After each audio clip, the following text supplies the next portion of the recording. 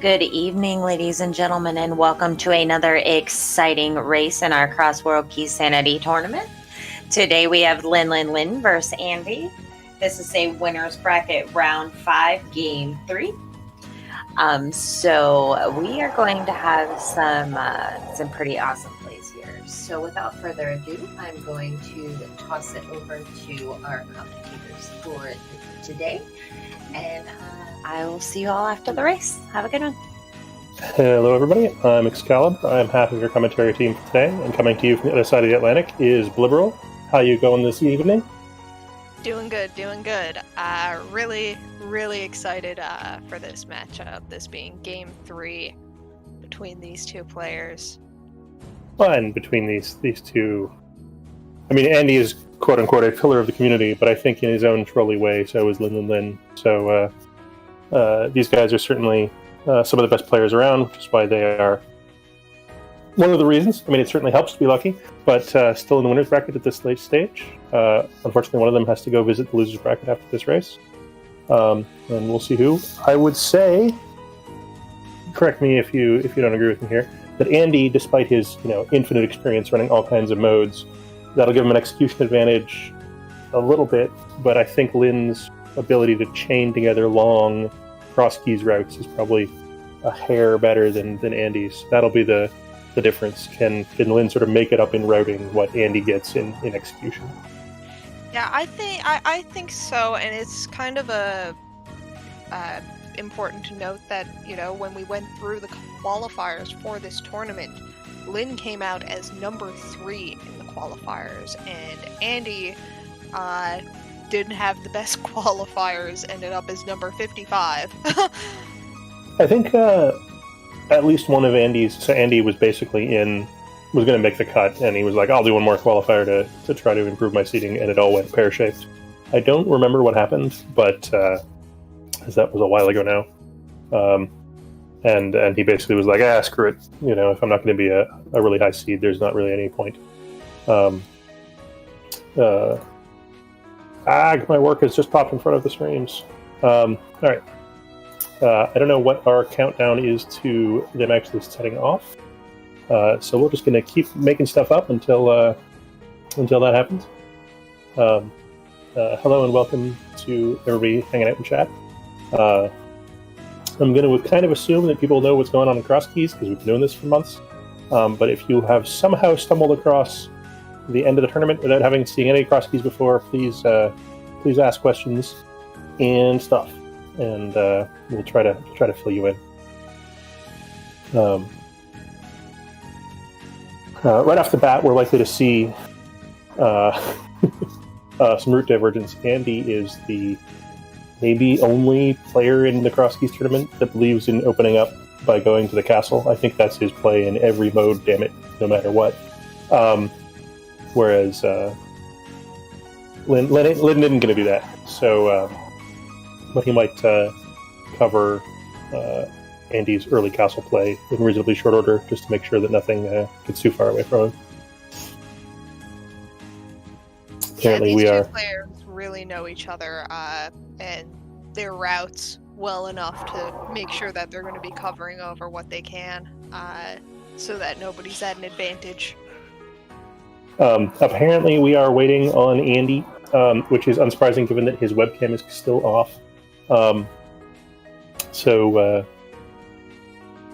Sorry, you get to listen to us yak and make stuff up for a bit. Come on, Andy, you're supposed to be a professional League Pass Randomizer player. He's making everybody wait for it. One thing that I'm really excited about for today specifically is that whoever wins this game right now will be set up to face off against the winner of tonight's match, which is Game 3 of Winner's Bracket Round 5 of Violet Pumpkin versus T-Stew. So we get to see what the matchup's going to be by the end of the day. That's nice. And then they get to, not schedule it for a month because the loser's bracket has to catch up.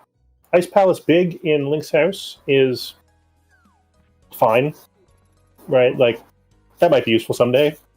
I guess that's something we don't have to worry about finding later in the unlikely event that there's something there. And we are live. Let's see what's in Hyrule Castle. Nothing. Just a fortune teller day.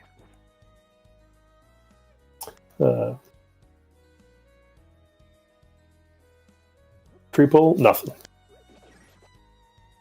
Green guy, nothing. Well, who knows? Lost the 50-50. Which is fine. Nothing. Was that also nothing at the drop down? Yeah, it was, the drop down was, oh my goodness, my brain. Eustace Ferry? Up. No, over by, the castle. Lumberjack. Yeah, it was Lumberjack, yeah. Lumberjack and just arrows.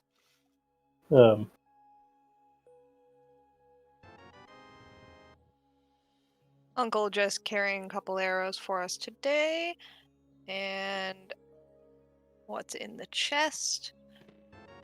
A lamp. We have a lamp, and Andy found Laser Eye entrance and kind of died there. Did he get a bomb? He did not get a bomb. So, the thing you want to do is get this bomb right here, which you can consistently do every time if you don't. If you set it up right, I guess, is the... And now he's shown off the correct setup a couple of times. Looks like Andy's doing a loop around to the right, presumably partly to cover off the expected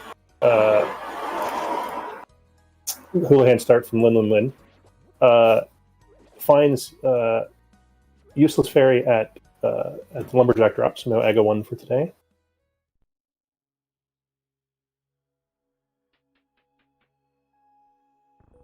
Finding Meyer Shed over on Lynn's side, and just some love.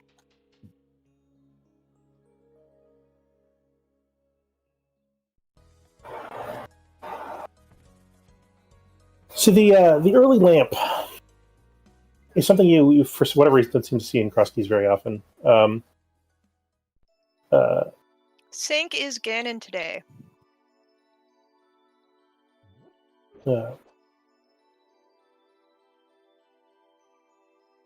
Which is fine. We're going to find a glove before we need to find Ganon, so that's a perfectly fine spot for that to be. On the other hand, Lynn's found Desert, which has a couple of items, and it's worth checking these connectors while you're here.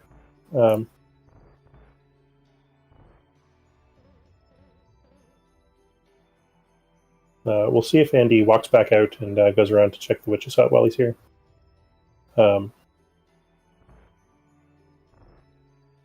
Which I did expect. And desert left is the swamp, which Lynn isn't interested in yet, but very reasonably, it's worth checking that. And if we eventually need to go back to the Dark World via connector, that one exists. It's not exciting, but it's there. Yeah, it's not the cleanest connector to get over there, but if need be, it's the best way. If you've got boots, it's not horrible, but yeah, it's because there's not actually that many screen transitions. But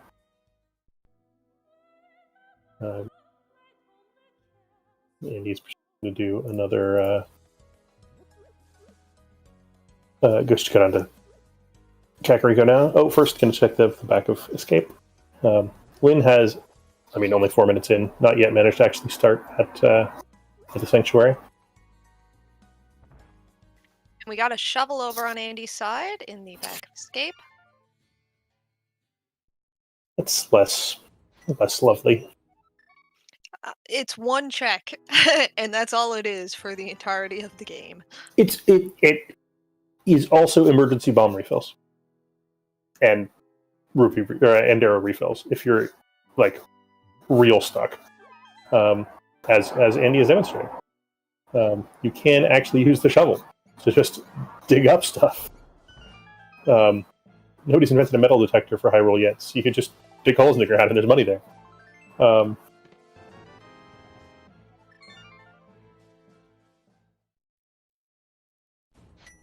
the shovel spot's only $20, so...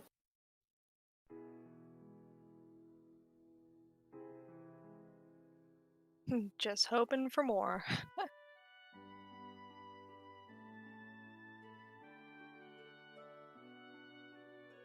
I actually don't know what the odds are on random digs, and if they vary from place to place. Like, I know very little about how the digging random crap up with the shovel actually works.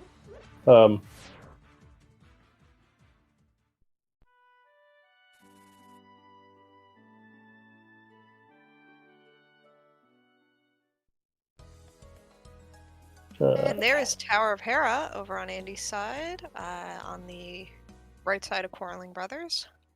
No way to make progress in there yet, but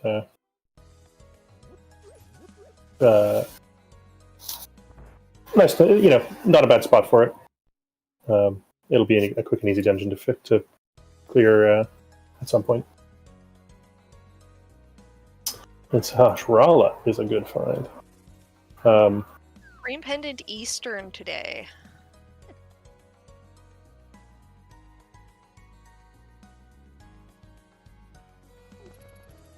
A small key to pod. That's nice to find. It's a start. I guess the first one isn't useless, but we're going to be finding more of those before we're real excited. We're still looking for the well, so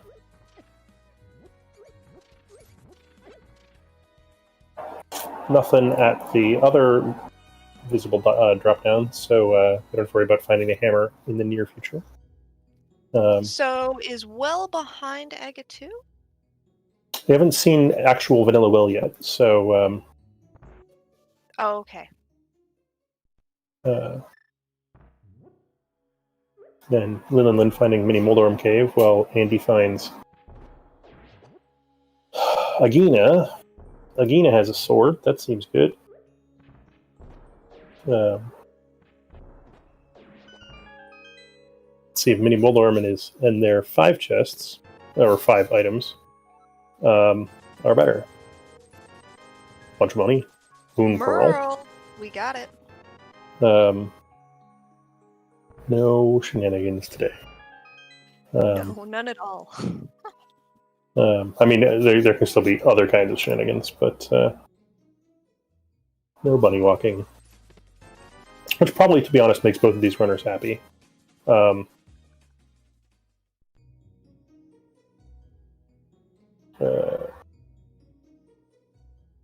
a big key to Skull Woods inside Pyramid Ferry there in Kakariko. And that's the bat at the well. Yes, the bat at the well, which means the well's at Yannick. That's exciting. Not exciting. Or I mean, it's good for the viewers. Not for them. Well, it is an opportunity to make choices, right? Like, as someone trying to complete a generic seed as quickly as possible, it's not a good thing. But as a competitor, it might be. Yeah, it's a gamble that you can kind of weigh. Yeah. And we have our first bottle in Blind's Hut. Which means we can walk back around and go back to the sick kid that Andy just showed us. Andy getting to do cheat code Mini Moldorm Cave as far as as far as CrossKeys seems to be concerned. Yep.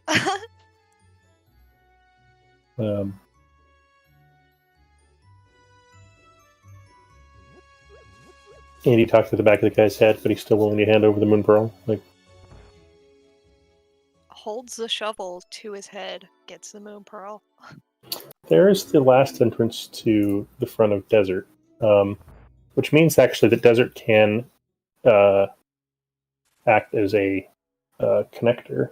That's also the back of Old Man in Kakariko, which might be useful later. Just having the lamp early thing makes identifying dark caves a whole lot easier. Yeah, it's a lot quicker to figure out where you are and if you want to bother with it.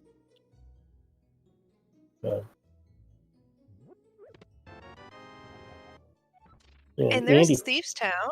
find a Thieves Town. Gonna do the front 4, I assume. That'll make his death warp slower, but on balance, probably runners are happy to find it. And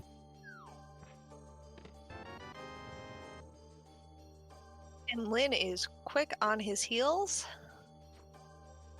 Having found all 3 entrances to Desert Palace, Lin is about to find the big key. We'll see how excited he is about checking the big chest in there. Andy hasn't yet gone into Desert, so might be more excited.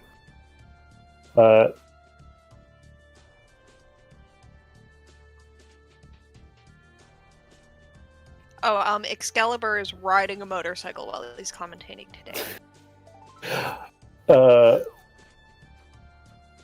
Bold. That would road safety advocates would not be happy with me if I attempted that. And another big key, just fallen out of the sky at the moment. And Lin has failed to take any damage because this death warp is going to take ages. I didn't say you were driving the motorcycle. I said you were riding a motorcycle. You could be in the sidecar.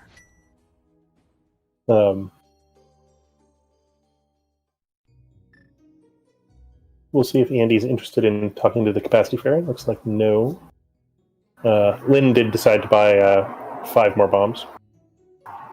5 more bomb capacity. Both as a way to buy bombs at only twice the normal price, and also get 5 more space forever. Yeah, it's nice to have. Yeah, full of big keys though.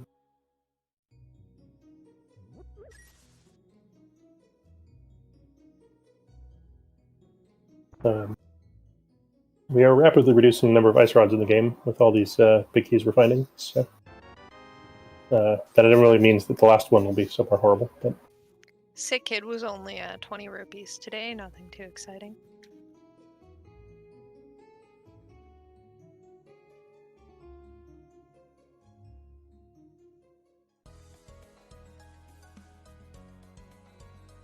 if that's the Hitsuyan sprite, I'll assume Hitsu's changed since last week.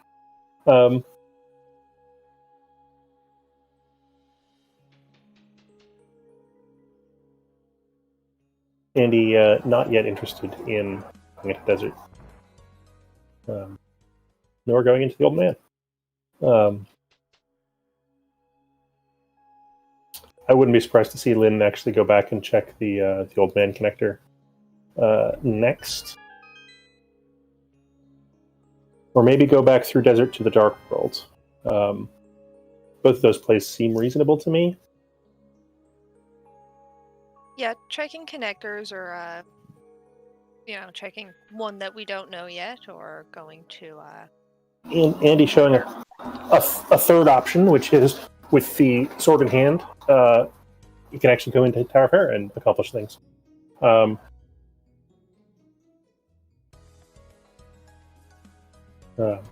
Lin actually hasn't checked South Kakariko yet, so first has to check these, or cannot check these 3 things first.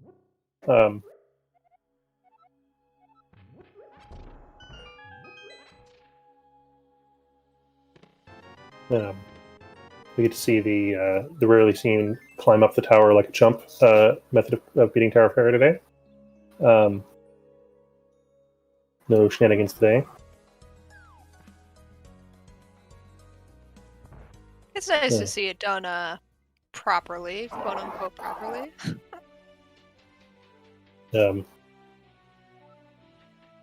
Well, yeah, except for this bomb jump. not proper.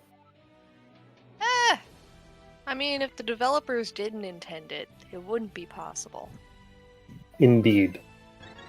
That is definitely how this game works. Everything is intended. Yes.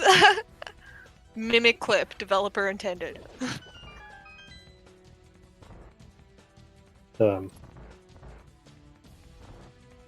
We'll see, having found the Tower of Hera small key in Tower of Hera, if they are excited about taking a coffee break this early in the seed.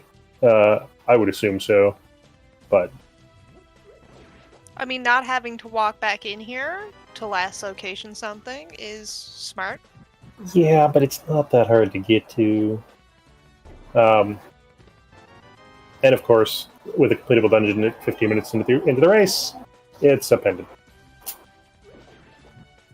Yeah, well. It's fun.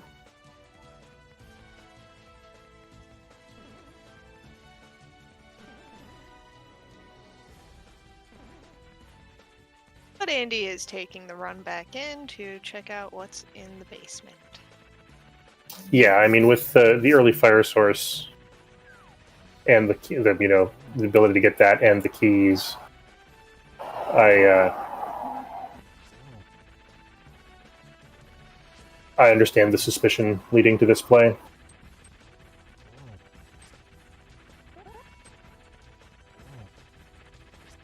Lynn going full poke strats.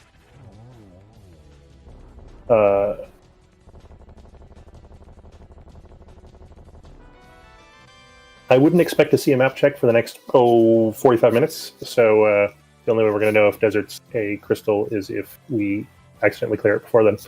So...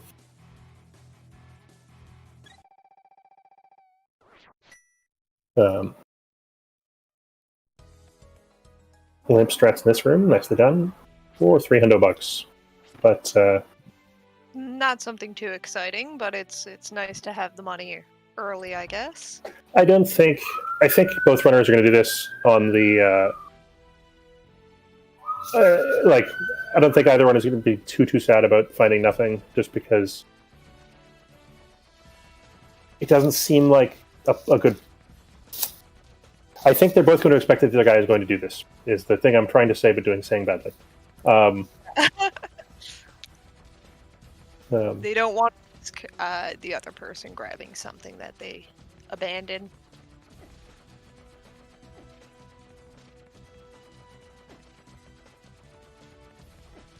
This is definitely different music from the last time that we had Lynn on streams, so pretty sure at least. So I can't tell you what it is. And now Andy's off to Desert. He hasn't checked the connectors in here yet. Andy has the big key, so this seems like a totally reasonable play. He had to walk back to town because he didn't set up the death warp. Lynn did set it up, so gets to duck out. And so I get to tick Tower of Hera off my map tracker at 20 minutes into the seed, because they both full cleared it and never have to go back. Doesn't happen very often.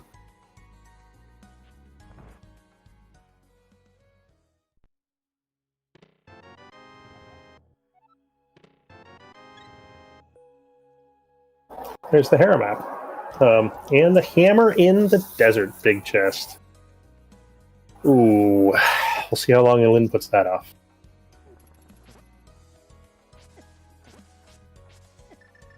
We'll see how long Lynn puts that off. But that's a real good find for Team Andy. Yeah, that's nice to see. And Lynn makes it as far as the shovel spot before saving and quitting. And Andy, haven't found the same connector Lynn found earlier, but with the Moon Pearl already in hand, is off to the races.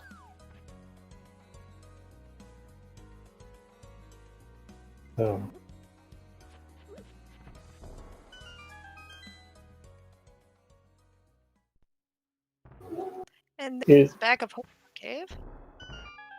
And on the other hand, Mimic Cave.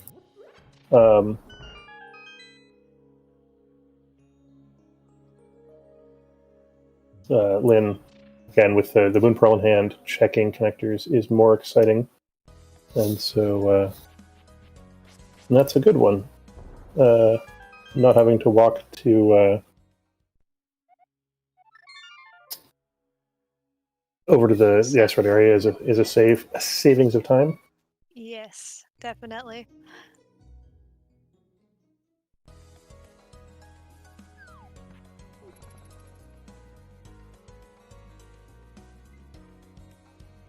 This is Lin. Nope, not making the desert play, going straight to Eastern. The hammer locks a bunch of dungeons and stuff, but it doesn't actually lock that many entrances, except for Dark World access at some point. So we'll see if... There's our mirror inside King's Tomb. It's better than that's better than the hammer. Yep, that opens up so much when it comes to being able to clear things when finding the connectors, Dark World connectors. That actually might take Lin back to desert as well. Just because he knows that's a known Dark World connector.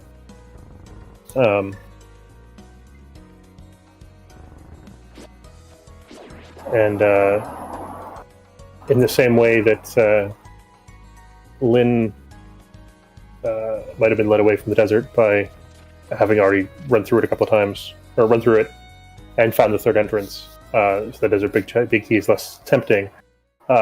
Andy, with the this Dark World access, might put off Eastern area, and I think he's a putter offer of Eastern area anyway. Still interested in money at this point, with 600 odd rupees in hand, surprising me a little bit. Big game, that's another pod small.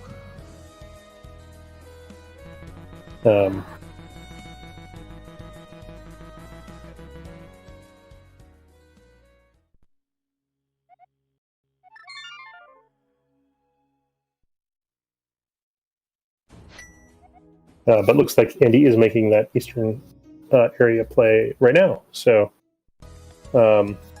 unless this is another trip through desert in a moment, but I don't think there's anything left for him to do there. Oh, he could hammer over to the pod area. Very, very contentious. And here's Lin off to pick up his hammer, though he doesn't know that yet, and start doing mirror checks, which he's got a fair number to do.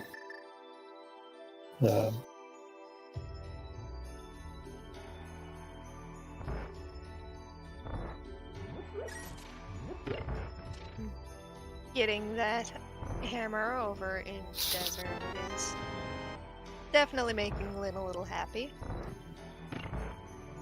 Yeah.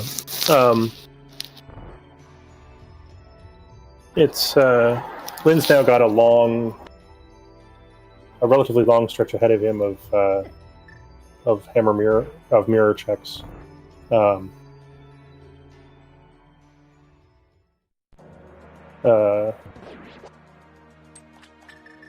Including the dam.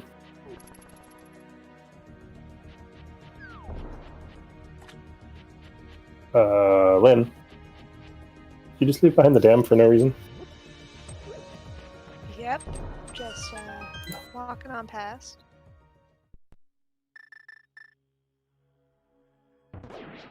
I'm not sure what's going on there. Wait, this is a Dark World, right? So yeah, so he went into desert, walked through desert to get to swamp, but hasn't been to dam yet. Oh, okay, yeah. So just not mirroring there. Yeah.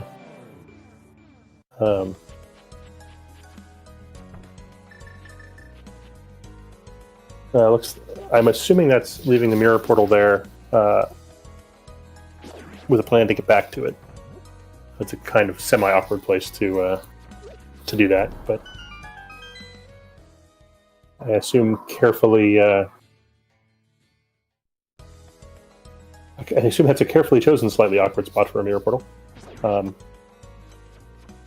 Andy finding Spike Cave, getting out his hammer as if he's going to clear it, and then realizing that he can't. Yeah, there is no way to make that work right now. So it's bold menuing to the hammer right there. Lynn did, after mirroring, check Mini Moldorm entrance, check the dam entrance, and is now walking back up to his mirror portal. This doesn't feel optimal, but Lynn's real good, so maybe it is. But it'd surprise me. Even with a red pot, that would be pretty tight, I think. Maybe not. But yeah, the lack of glove is of course a problem. And an oft-forgotten one. Looks like Lynn is going right rather than left. And he's got his hammer out, so signaling, at least to me, that he's heading in the direction of the pyramid. With the mirror in hand, that makes a lot of sense. There's extra checks up there on top of the castle. Yeah, that's three more. Well, 2 more entrances right now, so that's nice to see. Maybe it'll be 3 by the time he gets there. There's always a chance. All you need is 1 more sword or a cape or Verna. Looks like I'm going to check at least this one entrance. We'll see if he carries on to the pot area. Looks like yes. Kind of surprising. To me.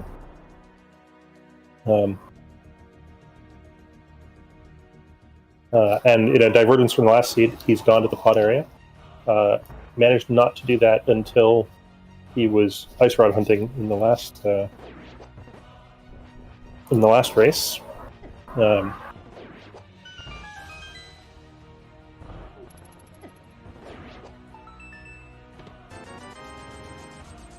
Just $300 another in the first test. 300 rupees, yeah.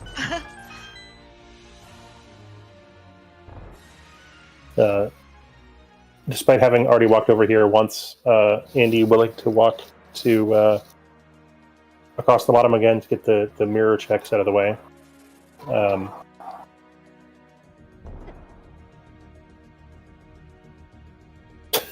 Yeah, see what that race game entrance is. Chat being mad at Linlinlin for forgetting to mirror that he has a mirror. Oops.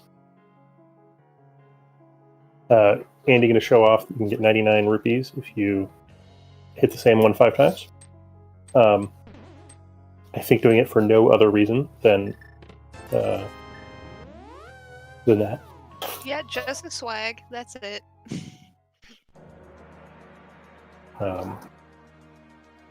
And Skullwood's back. It's Dark Flute 5 is not the most convenient place to get back to, but it's not horrible either. I mean, it's not the worst spot to get back to if someday you have a glove and a flute. Otherwise, it's a bit of a walk. Andy coming back across South Dark World, heading in the direction of Lynn. Yeah, a few little scenic routes going on. Yeah, I don't know if we'll see. Yeah, Andy making the play that I expected Lynn to make, actually, which is heading straight for the Pyramid Castle combo.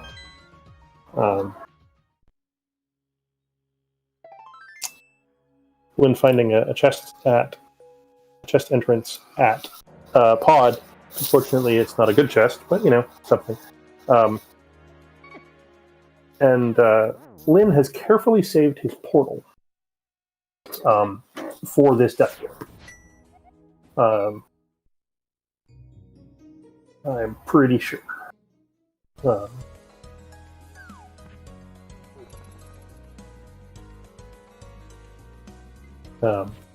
rarely see the overworld death warps, but it is one way to preserve overworld mirror portals.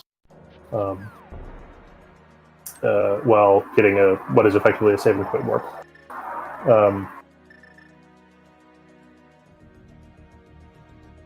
Yeah, it's a nice strategy. It's definitely a technique that you don't see used very often at all.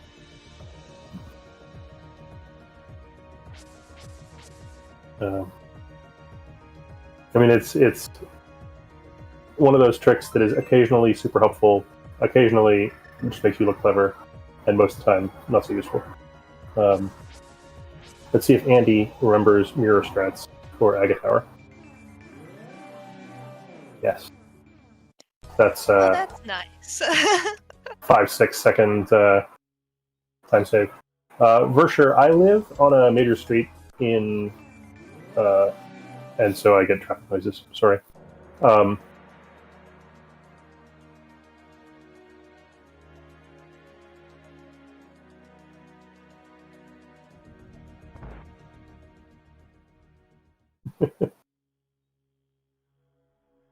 And Lynn finding old man save and quit over here, which Andy found earlier, is not the most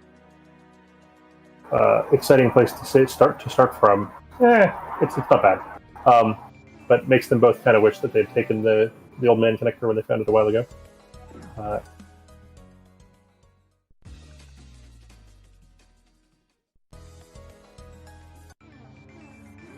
And,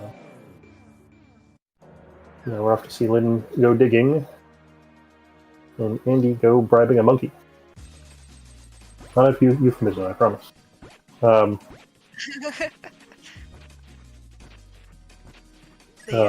scam monkey, just giving you a little piece of hurt for taking some money when you pick up the monkey, and then taking even more money when you reach the destination. I mean, it's a nice allegory about tourist spots, right? First they pickpocket you, then they try to convince you they're your friend.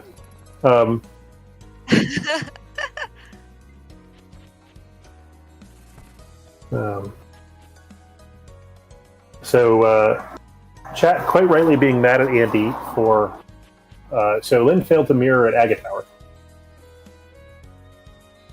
which is a couple seconds. Andy failed to mirror at the pyramid, which is even more baffling.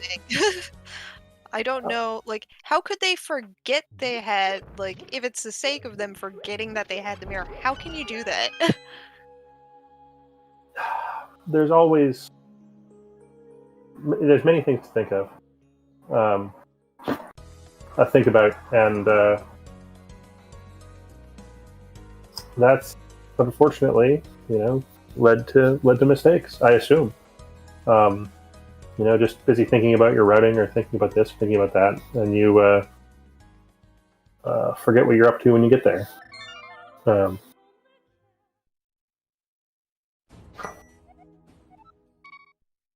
Yeah, it looks like Andy's gonna either set up fake flippers or walk all the way across the bottom here.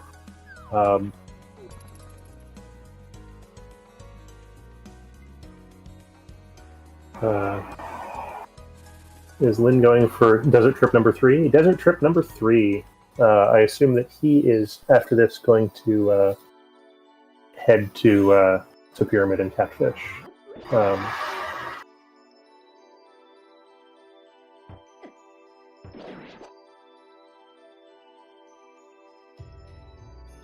We'll see what the hobo has for us today.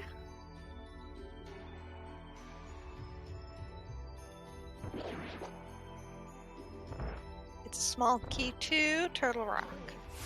We were due for one of those. And it would be too suspicious if all the pod keys turned up in Sphere 1. So the hobo is flipper lock, logically, obviously. And could be in Sphere 6, depending on exactly where the flippers are hanging out. So knowing that pod key, and therefore some reasonable fraction of pod, is locked behind the flippers is not nothing. Finds the bomb shop at the waterfall, and is going to take the time to go in and talk to the guy. Um, there we go. Whoever was asking if Desert is a crystal, the answer is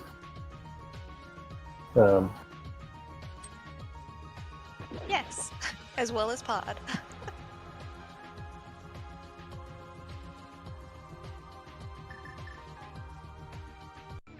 and Lynn, remembering the mirror on top of the castle. So we'll see if Andy left behind anything important here, or at least 2/3. We'll check to see if any left important up here. Swamp is not anything important yet, but got to come back here sooner or later. Yeah, nice to know. And we get another connector.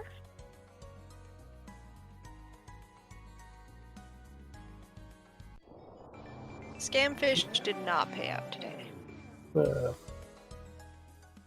And that's Lynn's first way to get up the mountain.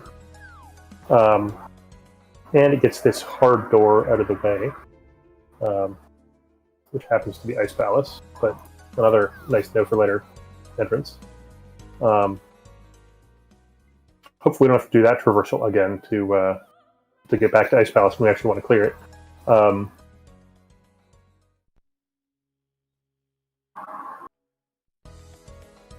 Yeah, that's quite a connector chain there to get up to Ice Palace. Castle Main, I assume that Lynn is going to go check the last entrance up here and then come back and probably both do Castle and check the Castle connectors.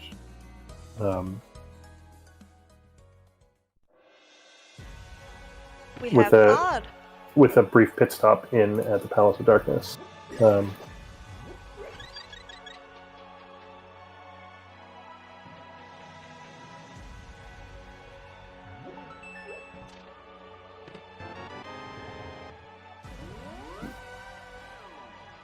Lynn showing off his sweet mirror and getting the GT big key.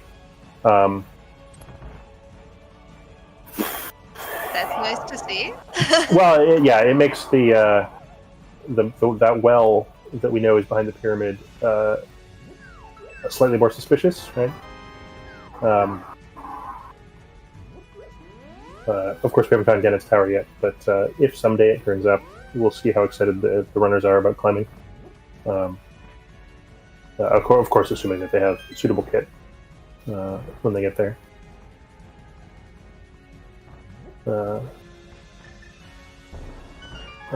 Lynn presumably doesn't have something suitable in his bottle for potion clip, or just wants to show up his mimic clipping. Bufferless mimic clip. Made it. That blows my mind every time. So Andy did swag arrow game. That's swag mimic clips for sure. When being in the race, Allison is fulfilling his role as troll member of chat. Thank you. We'll see how far, or see if Andy gets anything useful out of this Turok dip. Nothing yet, fortunately.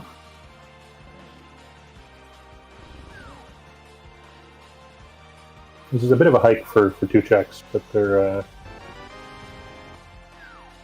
good checks. Was that a rod on Lynn's side? Fire source. Yep. Fire rod. We already had the lamp, but this is much nicer to have in the arsenal today.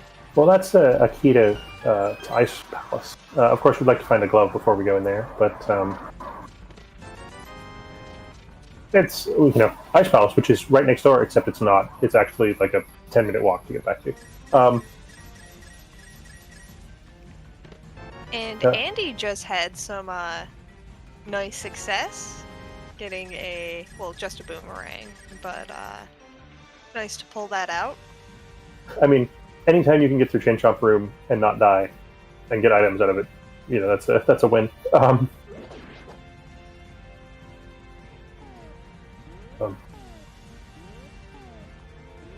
See how Lynn's hammer yump goes.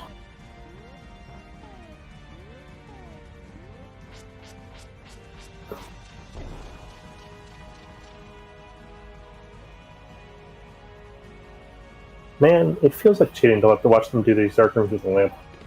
Like, the Swamp's Mall. So remember all of this.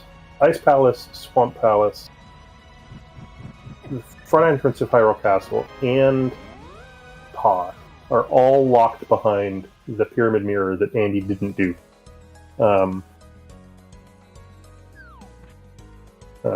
Oops.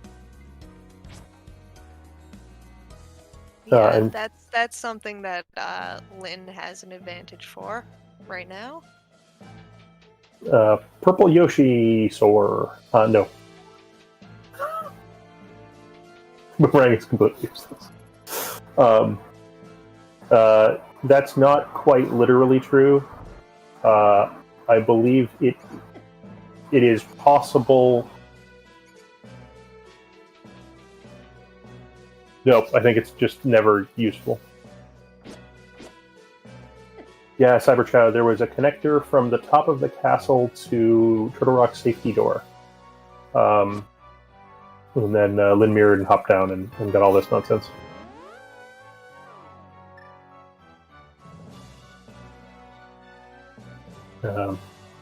Lynn just getting nothing exciting from the not-so-dark cross. The illuminated cross room. Looks like Andy has remembered that he has the mirror and is walking back to the castle and will be joining Lynn in East Death Mountain shortly.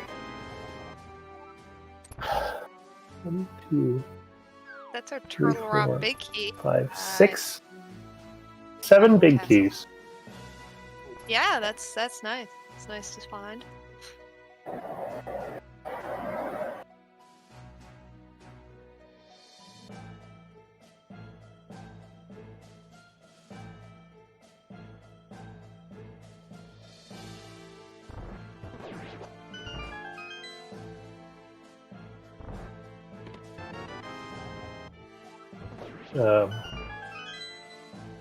We now have maps for both of the Big Bomb dungeons. Thanks, game. It's always here to help.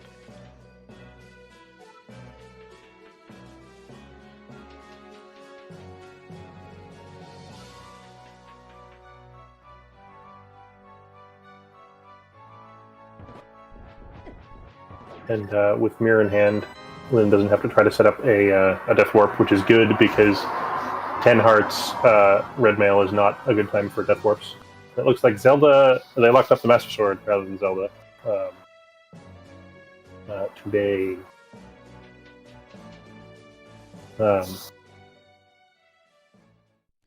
that opens up the last check on top of Hyrule Castle whenever that comes around.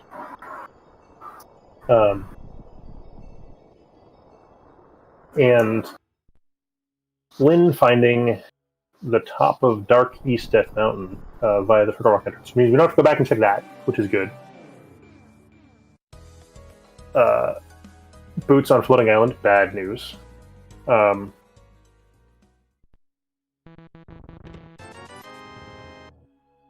we have our dam.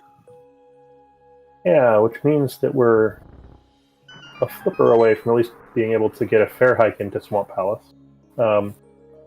Boots on Floating Island means that Lynn is now going to be highly incentivized to check every random connector he can get his hands on.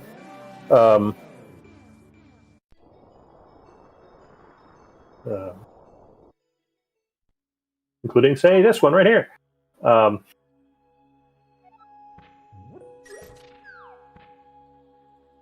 Yeah, you gotta luck into it sometime. I mean, that one's not bad either. Yeah.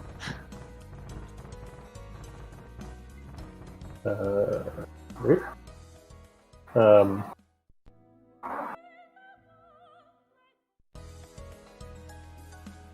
This is quite the collection of nonsense from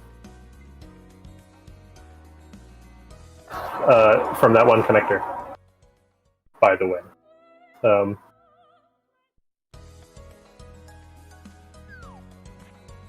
Lynn Oh, here's the old man rescue. Has been up here for what, like 15 minutes or something. There's Andy showing off Bloomerang strats. There's a thing that the Bloomerang is useful for. Saved him a second. Swag.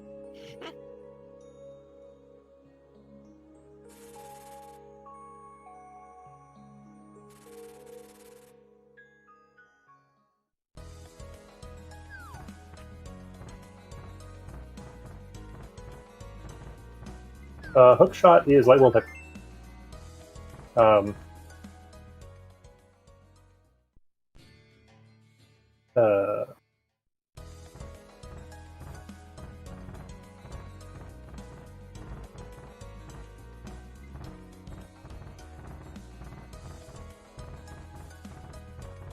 And Lynn, having rescued the old man and jumped all the way to the bottom, gets to go all the way around the ride again to check the last drop down.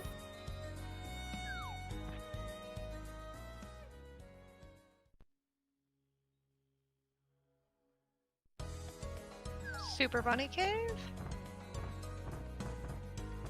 Well, that's frustrating. Yep.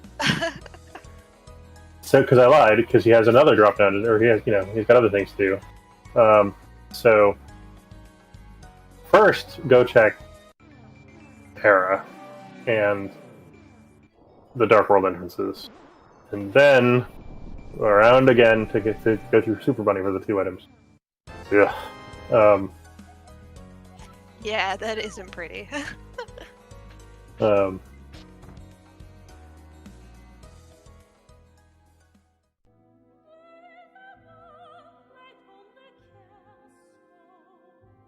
See if this is something. It is something.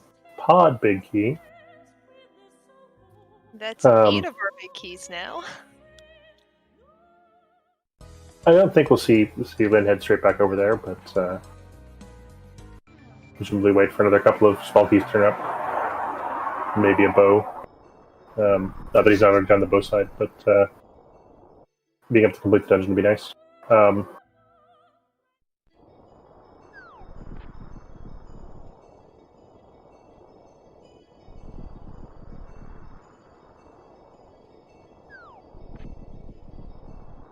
Andy, being less swag and just using Potion Glitch, check to get through the Mimic Room.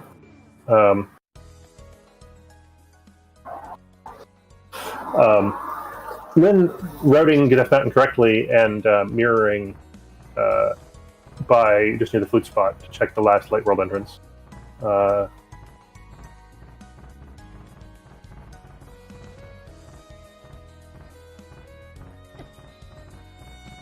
I mean, not mirroring at the pyramid, it definitely cost Andy some time, and that some time is more time than Lynn has lost for anything yet, so presumably, however long that was, Andy's now losing by that much, roughly.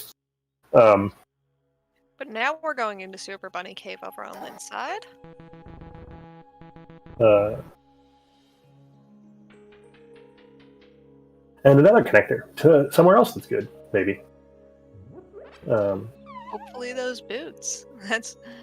That's what he wants to see, that's for sure. No items yet, but this connector may lead somewhere useful. Andy picking up ether inside Palace of Darkness. Not likely to be one of the more to be logically required, right? There's only one entrance left that we could use that for. Yeah. I was jeezing at the only thing worth noting that Lynn hasn't picked up. At Lynn finding a one-way connector to an exit-only area with the potion shop. Jiminy Cricket, they're never getting the mushroom item. Nope. Yet another connector, Quarreling Brothers.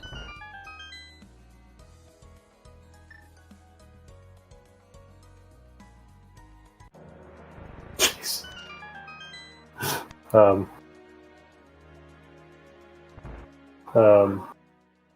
right.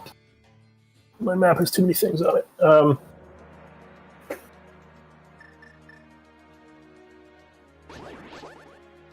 So that's logical access to this part of Dark World, by the way.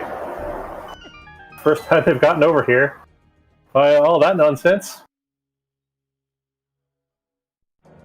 No, they could have hopped down from the top of East F Mountains, so it's not quite that bad, but it's still quite the hike.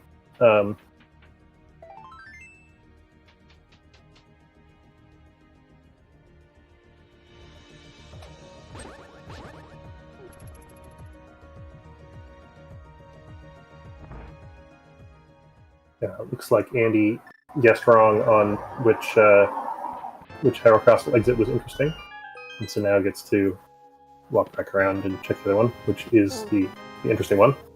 And Lynn is getting through Hype Cave. Small key to Hyrule Castle. Useless. Yeah. But a pod key. It's nice to see if you hadn't already done it. I mean, it's actually just useless, right? The sanctuary is nowhere with an item lock to drop down. So,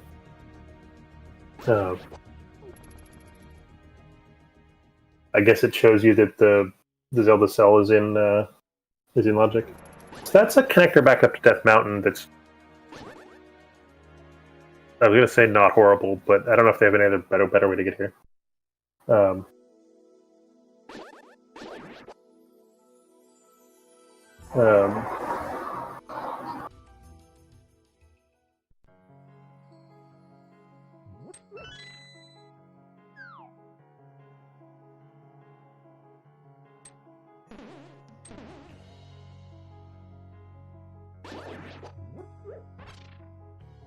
When remembering to go out the door and then and check the Scodes 3 entrance, and also I believe it makes the RNG in the Gibdo's room slightly better.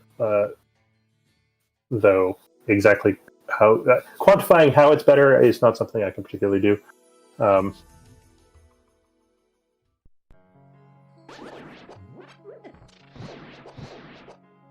It does reset them, so I guess if you So practice it enough with that kind of reset RNG, it's okay. My understanding is that also the RNG depends on Link's position or inputs or something, and so it matters where you start. Lynn, finding the flips in the back of Skull Woods, which brings most of Swamp into logic, so that's a hike that he doesn't want to make soon. Yeah, it's nice to know that it is open when back in that area. And with the the news that this entrance is available, Lynn walks around and goes in here rather than just throwing himself into holes. That's pod key number 5. That's an awful lot of pod keys. Yep. Hook shot And number a hook 1. shot. Woo!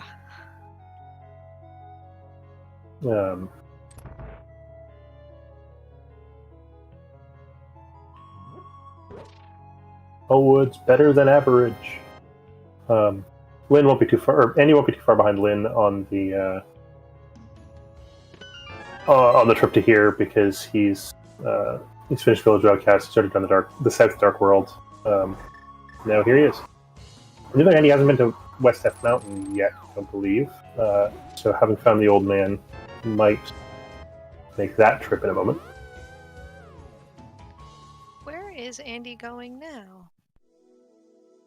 Oh, Curiosity shop. chicken. Yes. And presumably the Dark Chapel and the Dark Lumberjack as part of a loop. That is the exit to Spiral Cave, which means that at least when you find Spiral Cave, you don't have to walk out the front door, I guess. Because you're not happy about using that as a connector.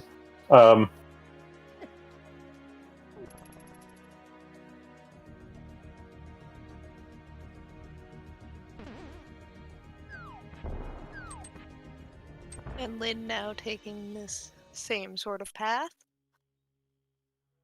Hondo rupees at the Dark Chapel. No, sorry, that's 50 rupees. Andy definitely not interested in that anymore. Looks like Lynn is planning on ending his route over at Graveyard Ledge, whereas Andy's doing that first, and then either saving, putting, or making his way back over towards Skull Woods. Another big key at Bumper Ledge. Yeah. Bumper Ledge. How many big keys? So there's not many big keys left. There's Thieves, Mire, Eastern. That's it. All of which, well, Eastern is a pendant. So we're like more than 50% sure we need that. So remember how we were diving connectors to try to find boots? Now we're diving connectors trying to find boots and mystery big key. Yeah, because with like Thieves Town, it would be required. Oh my goodness, yeah. It'll be needed. Lynn hasn't made it to the sanctuary yet, so now gets the news about where Ganondorf is and where the well is behind Agatu.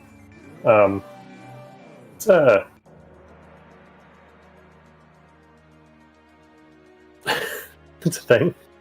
Yeah, almost an hour in, checking that last drop down where it could have been well and 5 items.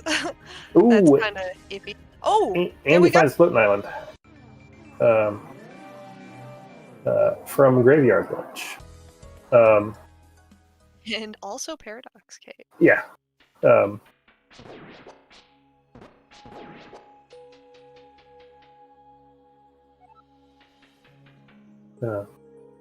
And going upstairs and doing the bomb jump.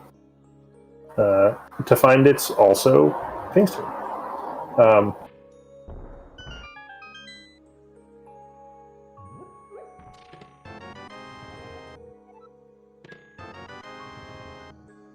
And unable to get out of the King's Tomb box, Andy has to go back around through the Paradox Cave to get back.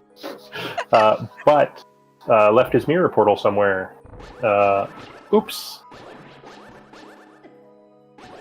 Would that have been on top of the Floating Island? island? Yep. That's not fun. Oops. But it definitely paid off. I mean, getting those boots. Yeah, I mean, you're gonna get the boots. But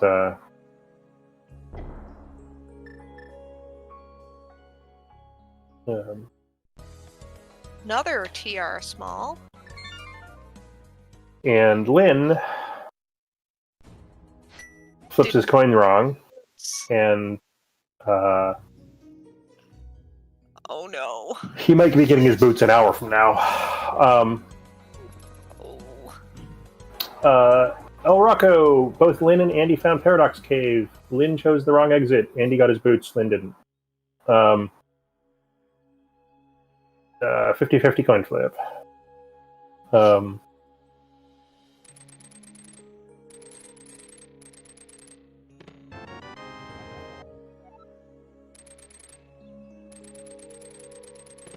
Now, the boots lock some things. Not a tremendous number, but some things. And, of course, they go fast. It's not... It feels super great to have the boots. Games are often decided by more time than the total amount of time that boots save over the course of a scene. So, it's not death for Lynn yet. Yeah, and it already being an hour in, it's not too much of a difference. It is unfortunate that is... So both the two exits Paradox are right next to each other, and that the third one is really important.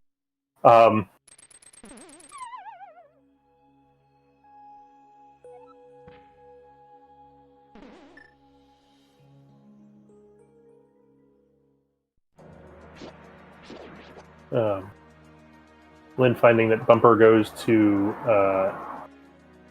the Dark Witch's hut. But with Hookshot, Lynn just got bailed out by that character. Has anybody checked Catfish yet, or no? I don't. Andy did, I think. Andy's back on top of the castle to do the thing. I guess check this middle entrance first. Oh, no Which gloves. Oh, right. inevitably is something.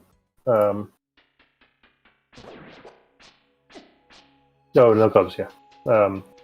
And Andy is just dipping into Misery Mire.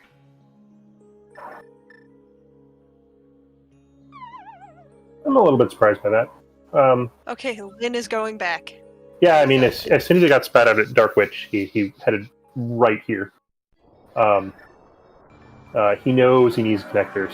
There's not that many left. I haven't been counting, but there's a lot marked on my map that are actually useful to go somewhere.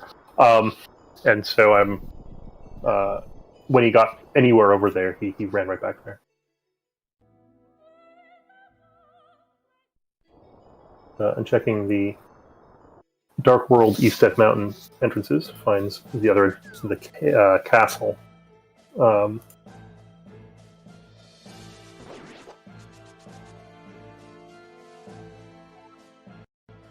And he finds the capes. Now he can go the other way through Bumper Gate if he has to. Spoilers, he doesn't.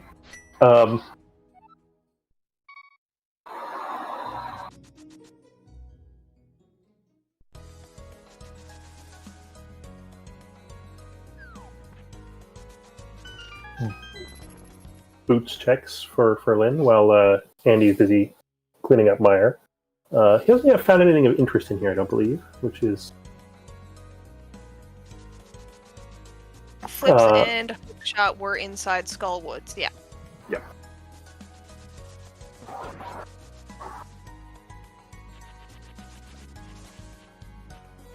Lynn's also done a full West Death Mountain clear that Andy hasn't done, I believe.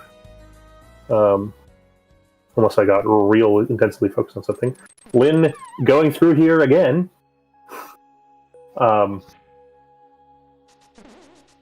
Decides that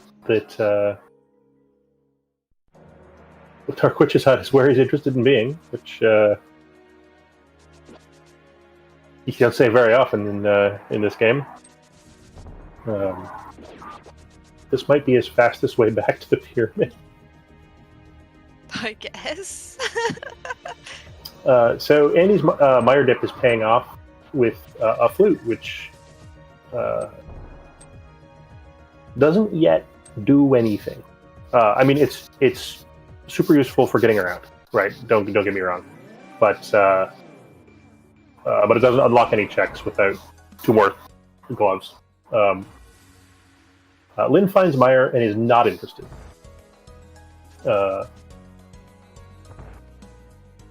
Instead, he's going to go do Swamp, which he can just do. Yep, makes sense. Because unlike Mire, he has the things to get into Swamp and the things to clear Swamp. Did Andy just go in the front door of the sanctuary? No, that was just a mirror. Okay. Flips her in Skullwoods.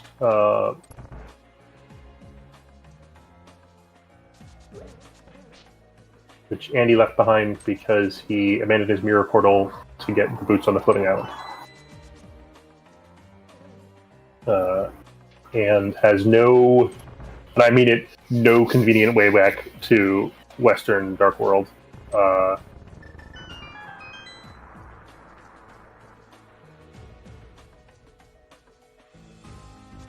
And the flute has been activated on Andy's side. And I assume we're going to see some West Death Mountain. Yeah.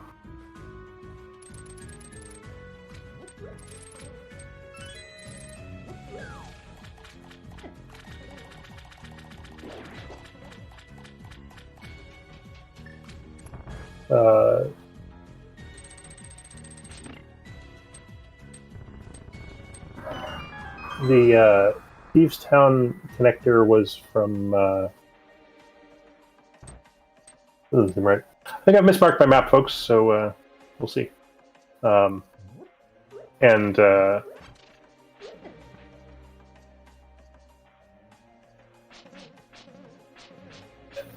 with a bunch of items still out there to be found, Lynn opting to do Left Side Swamp, including Diver Down. Nice, clean bomb setup. Gets the keys. Now learns how to swim again. Diver Down is just so fun to watch because it's trying to figure out how it identifies that is pretty silly. Just running along the bottom while covered in water. Yeah, it turns out that computer time used to be expensive. Ubber, I agree. So yes, Turtle Rock Ledge left, Light World. It's the left drop down, I believe. There's the Desert Small. It's a couple of items. The next time they are basically anywhere in the world. Desert is conveniently distributed.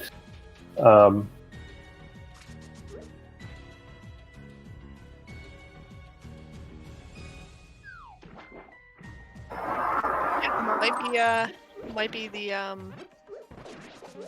left side swamp that pays off. It's Andy not often, doing but sometimes. Andy carrying a bomb up the stairs while doing spin speed, which I think saves a small amount of time, which is silly, but everything about ladders in this game doesn't really work in a way that makes any sense.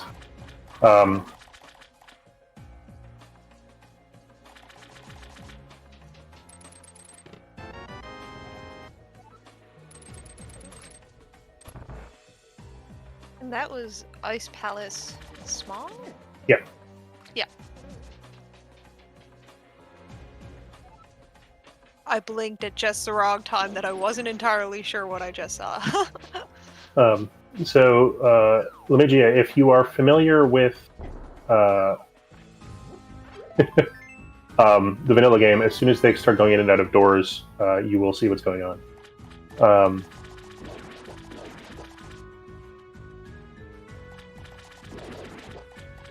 That was Ice Palace big? I thought it was small because Andy already has the big key. Yeah, it's got to be the small key because yeah, it's that one's not out there. On the other hand, Lynn did find the Misery Mire big key in here according to our tracker, which is a heck of a good find.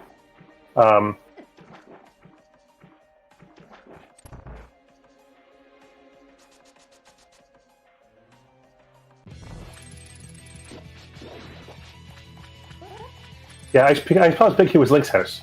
Whoever's gaslighting us is remembering wrong.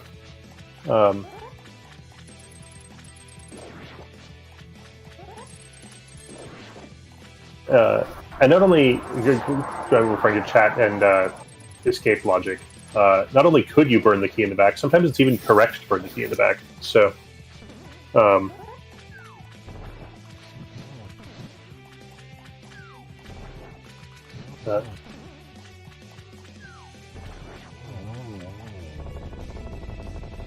Andy finding the connector to Turtle Rock Ledge.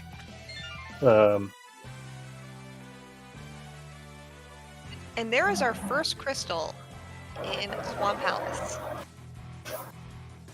Well, we had a dungeon done in 15 minutes. It just didn't count.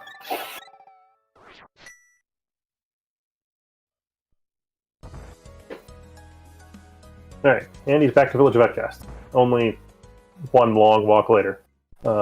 Gets spin speed off of the door to the Thieves' Town, which is nice.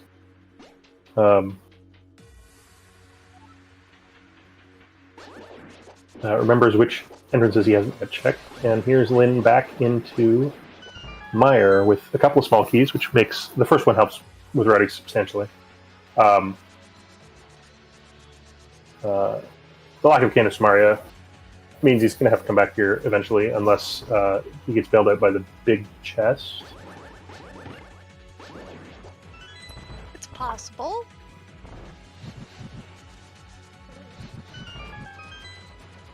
Yeah, I mean, it's here. This is both inconvenient to get to, and there's more things that he wants to do after this, so... Yeah, whether it's a dip or potentially a full clear, it's still worth coming in. J Masha, no spoilers, but it's coming up soon. I mean, that's not actually no spoilers, but stay tuned. Lynn watching the most exciting cutscene in the game.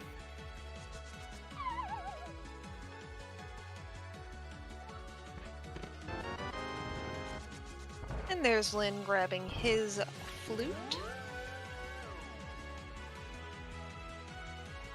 Andy's caught up the flips in the hook, or will have in a moment. And Lynn is flute enabled, but ahead one Swamp Palace, and some other miscellaneous bits and bobs. In terms of total checks, Lynn's ahead by some. The Fire Snake interrupting Lynn's rail dash there, and so he chooses to run around, which feels bad. And with the second small key that he picked up earlier, doesn't have to run around here, can just go straight in that door and pick up the chest.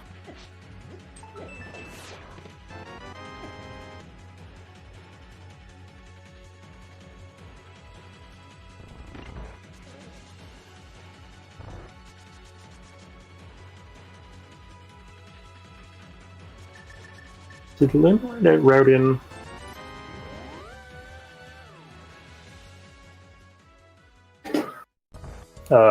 Let me just talk to the track.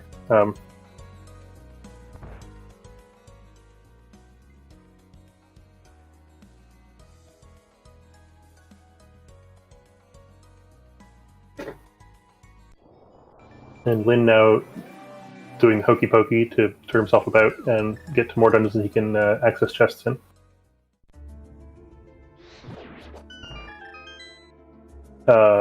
Lynn did do left side swamp. Sorry. Or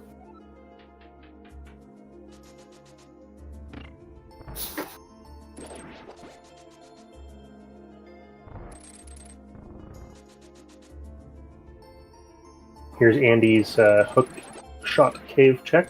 I believe that there is nothing of particular interest in here, which is disappointing.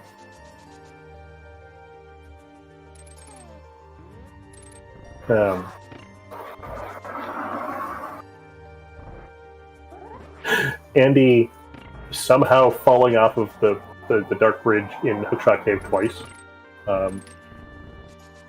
I mean, everybody has to make mistakes.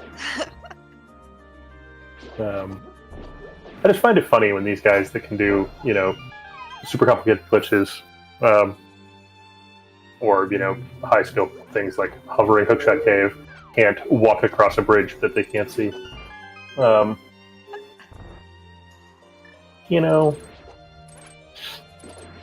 One of these tricks is harder than the other. Speaking of tricks that are harder than the other, Lynn having to remember how to do Ice Palace Bomb Jump. Looks like you haven't forgotten. That was super clean. I'm jealous. I was never good at Ice Palace Bomb Jump, and then I comprehensively forgot how to do it when Icebreaker became a thing.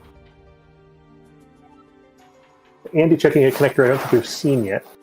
And it's a good our one. other big key. Yeah, that's the Misery Mire big key. That's where it is on Bumper Ledge. I missed where the other end of that connector was.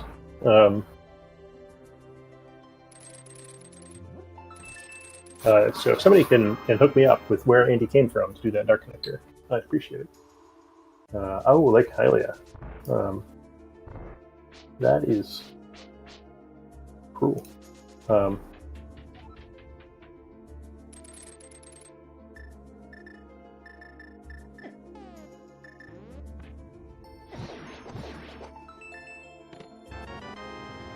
There's our Tempered Sword over on Lynn's side.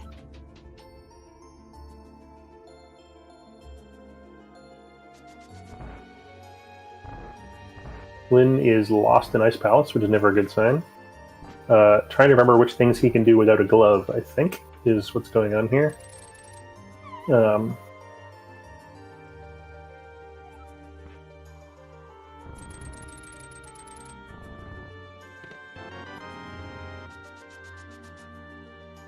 And there's Arcana Samaria in the Ice Palace big chest. Somebody that knows the logic better than me, tell me if that's in logic.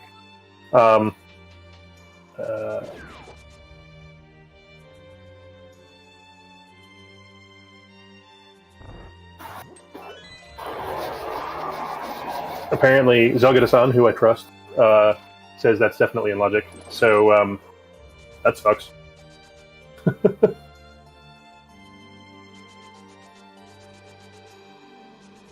far as crappy locations go, that one is right up there. Andy swam all the way over to Shopping Mall to check 2 entrances, which feels bad. Our last 2 swords are inside Ice Palace.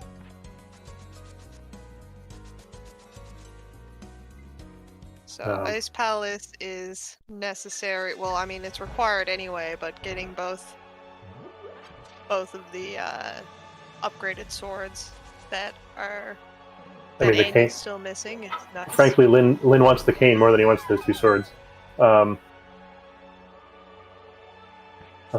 Andy running over to the pyramid again. Maybe not even bunny shenanigans this seed, but it's definitely been some connector shenanigans. And frankly, so never mind the fact that Andy forgot to mirror her earlier.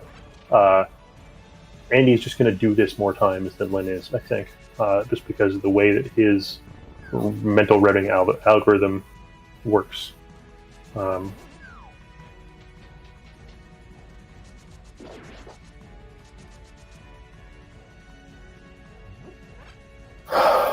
So at this point, we need a gloves and a bow and potentially Thieves' Town big key and gloves. Potentially an ice rod. And potentially, yes, and potentially an ice rod. Almost, yeah.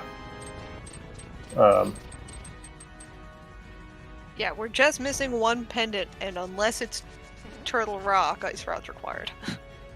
Yeah, so we're 6 and 7 to need the ice rod, and 6 and 7 to need the Thieves' Town big key. And we definitely need at least one of them.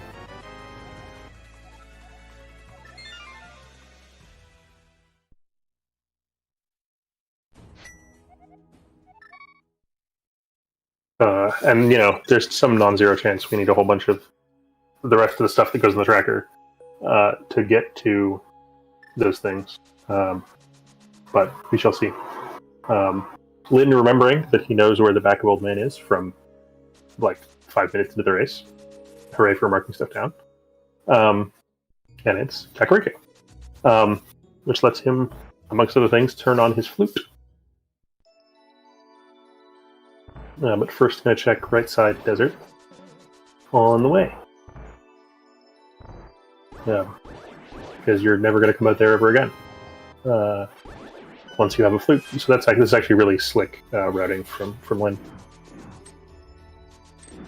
Good check efficiency.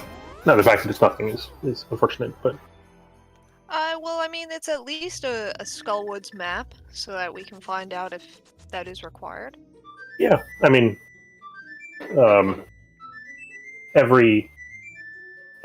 almost every map, except for a bunch of the ones we got early in the race, is helpful.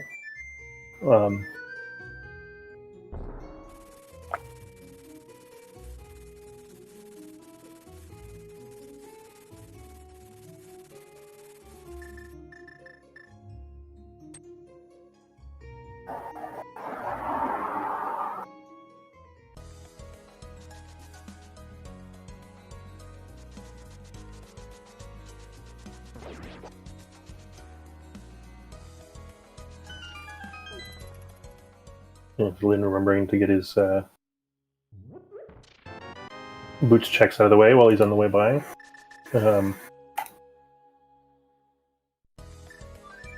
Interestingly, they still haven't found GT.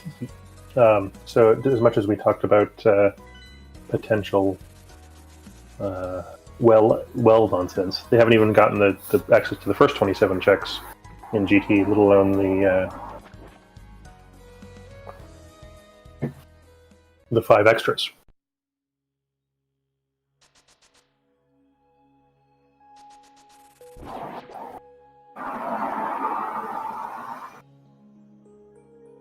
Andy doing the right thing and having cleared the left side swamp. Very good to see. So Longar's I can't even get your name spelled before Lynn gets the thing that you're saying that you need to get. So,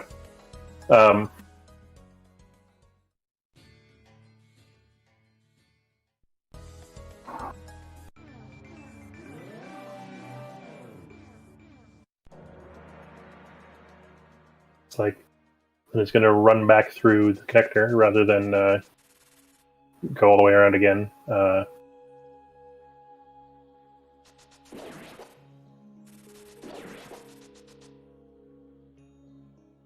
So yeah, Juggalicious. Lynn knew that there was 2 connectors connected to 2 things that were important at that point. And when he got spat out at Dark Witch Hut, it was never going to be more convenient to go check the third exit to Paradox than it was right then. Probably. At least up to some pretty good approximation. And so... and so running back over there and checking that connector then was as good as it was ever going to get, and he knew that he needed some connectors. And there's only so many in the game. And they've seen a lot of them. They also haven't found Mire area. Ice Palace is the middle drop on East Death Mountain.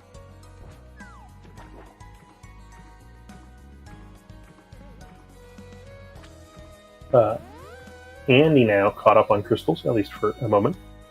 Lynn going to get the news about Bomb Shop in a moment.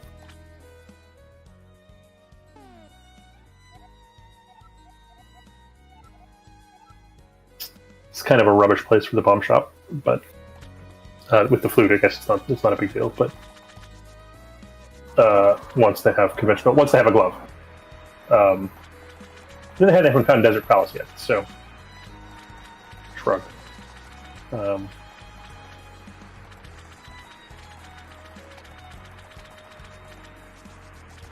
Lynn hasn't done a map check yet either.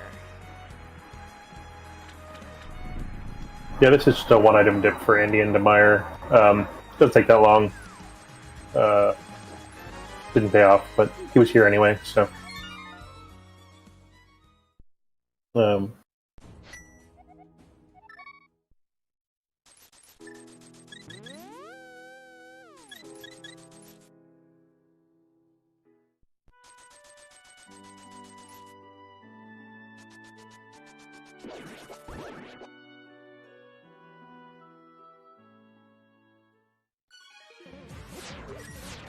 Lynn now making the Turtle Rock play that Andy did a while ago. But with cane in hand, might, given this the only entrance to Turtle Rock that they found, might be more interested in actually carrying on with three small keys already. In principle, Lynn can go all the way to the front. No, front is a dark shopping mall. Lynn hasn't seen it.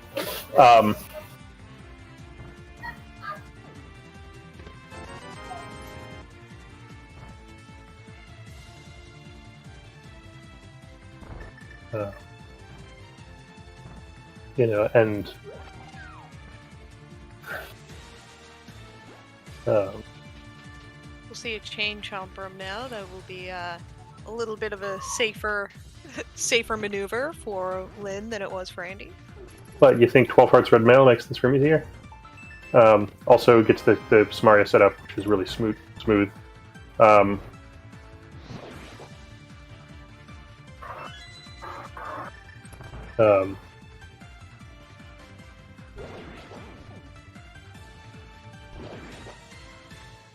And frankly, from Chain Chomp Room to the front here isn't that long a walk. It's probably actually faster to get to Turtle Rock Front this way than it is to actually get all the way over to the shopping mall, even if Lynn knew it was over there. Andy over in Ice Palace, instead of doing the bomb jump, had to take a couple of attempts, but hovered across that gap.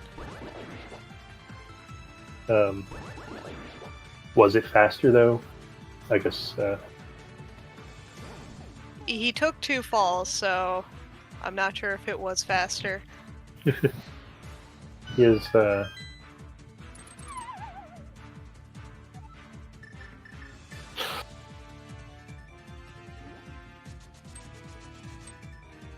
we'll see if he gets less lost than Lynn does during all this nonsense.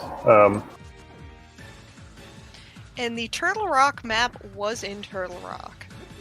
Well, when Lynn goes out the front, which I'm pretty sure he's going to do here, he's going to have nothing else to do. Andy's shaking his head and giggling at that cane location, and now gets to go down and around. Lynn finds the shopping mall, as someone mentioned that's where this was. And gets to pull on a rock because no gloves.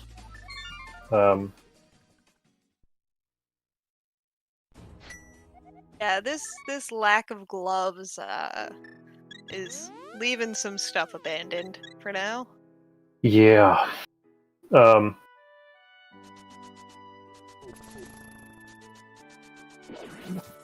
actually not sure. I'm running out of ideas. Oh, right, you can go the other way in Turtle Rock. That's a fair point. So Lynn's with me, like, what is there left to do? Has now started at Sanctuary and run to Turtle Rock twice to complete the dungeon in either direction from the middle.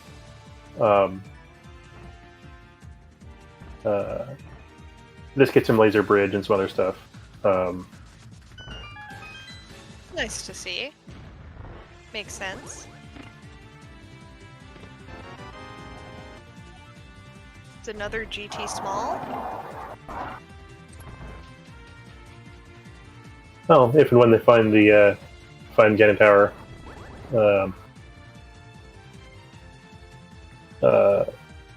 it's going to be easy enough.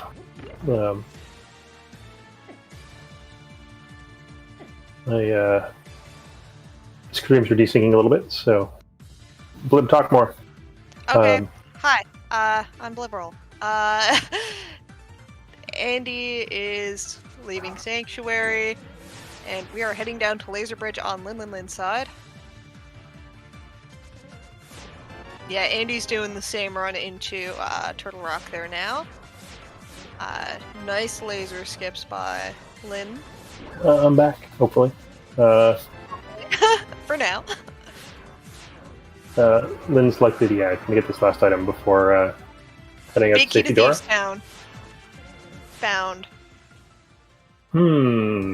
That's a thing you can go do. That is not the exit we were hoping for. But it explains why we haven't found Turtle Rock Bridge. Can't get in there. Yeah, something had to connect to there. If only it was something useless. I mean, sometimes you actually have to walk through Turtle Rock. I know it's controversial in CrossKeys, but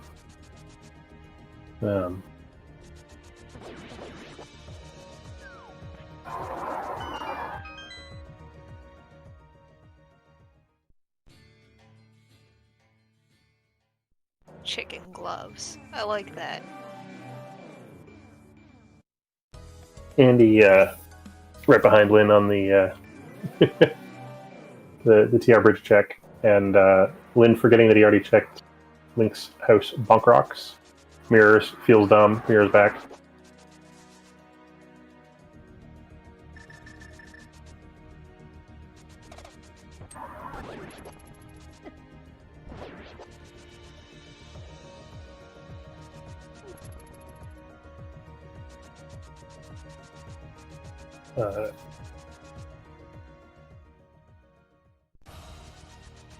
And into August Tower with Man, one key in hand.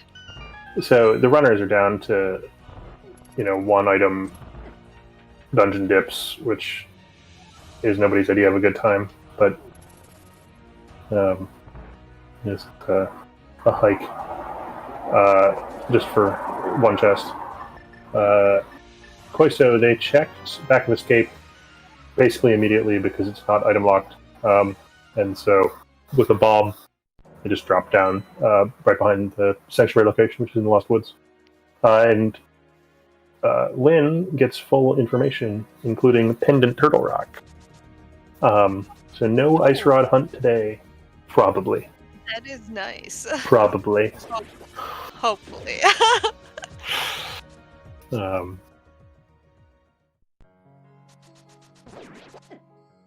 And here's the thing we can do, so let's do it. Yeah, might as well kill Mothula.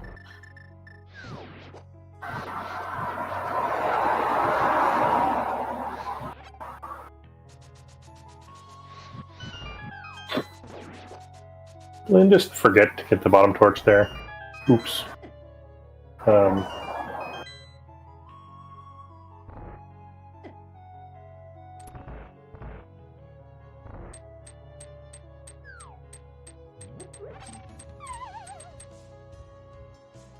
Andy gonna get the same front of Turtle Rock checks that Lynn got a while ago.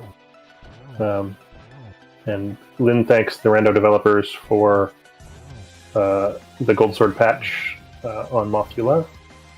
He doesn't have to derp about trying to poke him. Yeah, that's nice.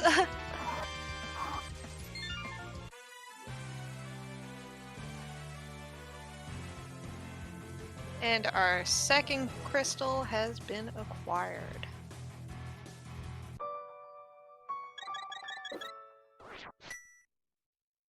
Thieves Town next? Question mark. Looks like no.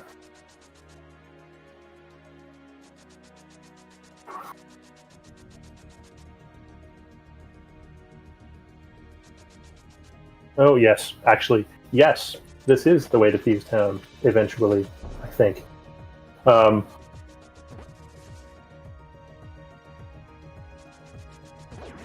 Yeah, it may very well be gloveless.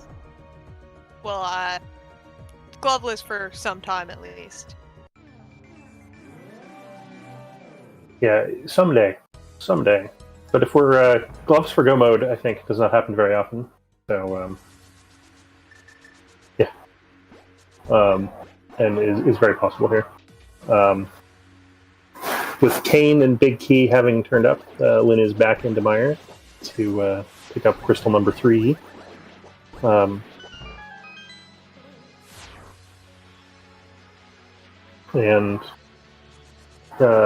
Andy Lasso is right behind him. Yeah, there's the Alpha Mario X. There are still things to find. Definitely still things to find. But I just hoping for glove for go mode because it's funny. Also means that they don't have to check any of the glove locations.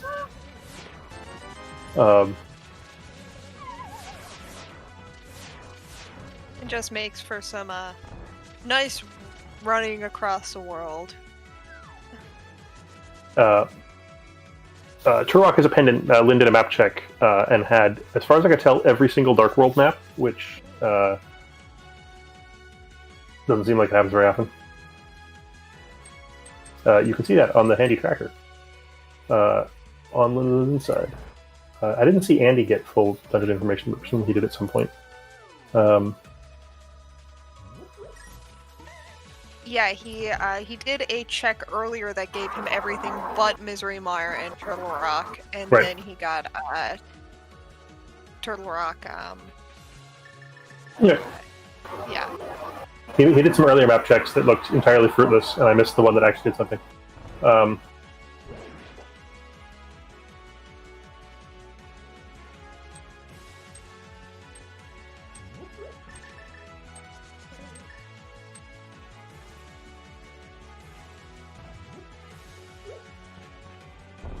Andy showing off. He knows how to set up Spooky from without the usual setup. So he's going to gain a little bit of time on Lin here.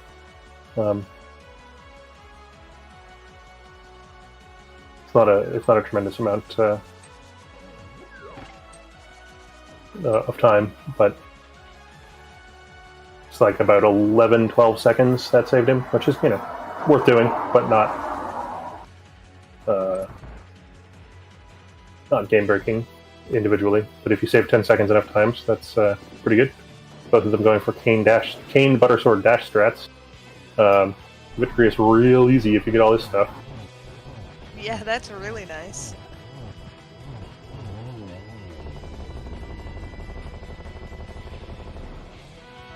Oh, there's that glove. Jeez.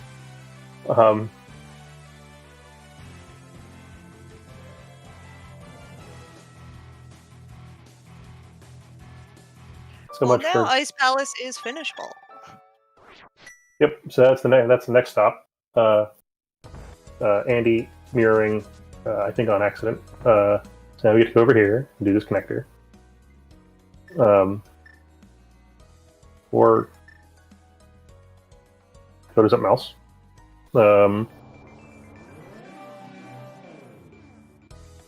But Lin heading straight to Ice Palace because it's a very short walk from where he was.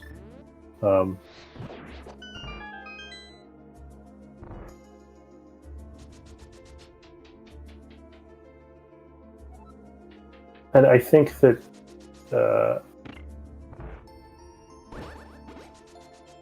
Andy should have done this as well, unless I'm missing something. Just because I don't know when Ice Palace is going to be more convenient to get to than it was right then. Yes, he's already done it once, but...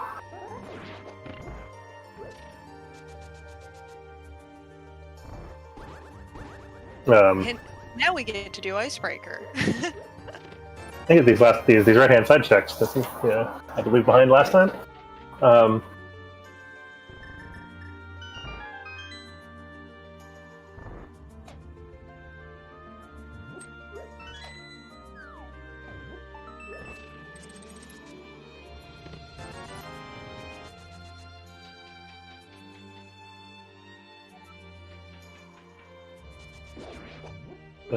Now we get to see if Andy feels regret and gets to Ice Palace somehow. I'm not sure if Lin meant to pick up that pot and didn't realize that there was an open chest next to him.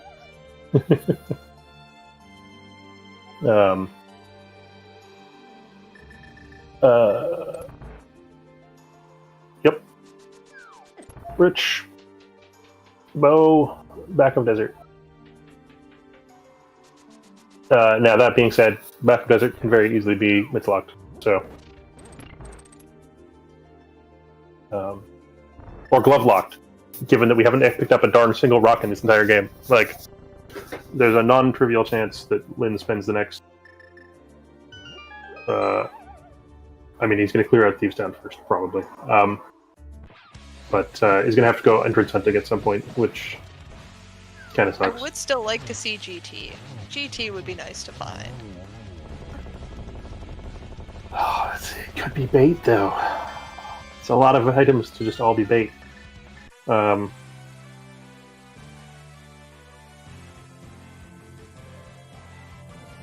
here's Andy getting back to Ice Palace a slightly more roundabout way. Giving back that 10 seconds he saved doing Spooky Action of Distance. This, I guess, is exactly the contrast between that we were talking about right at the top of the show between Andy's slightly superior routing and Lin's slightly superior... Sorry, Andy's slightly superior execution and Lin's superior routing.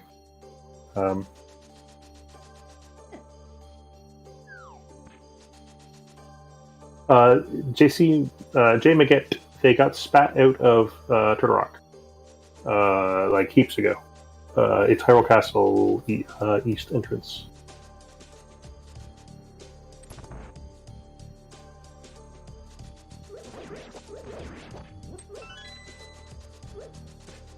On the other hand, we haven't been to anywhere in the Misery Mire area yet. So there's 7 entrances over there. all of which appear to be locked by either the MITs or a connector we haven't found yet. I haven't been keeping... I'm pretty sure we're still missing at least one connector, but one dark connector and spec rock. I don't think we've seen the exit to Spectacle Rock. So there's every chance that a glove entrance could lead to the mire area.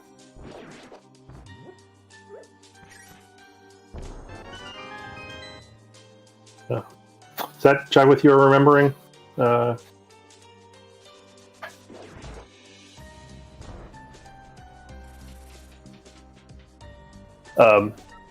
Magus, yes, it is possible that we could book our way into the front of desert to get to the back of desert, which would be hilarious and stupid.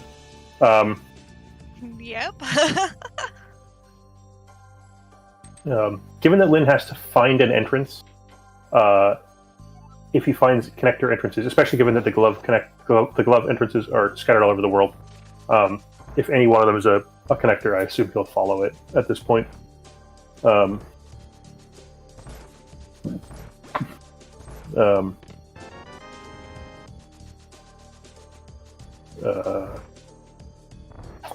I think there's at least 2 connectors outstanding.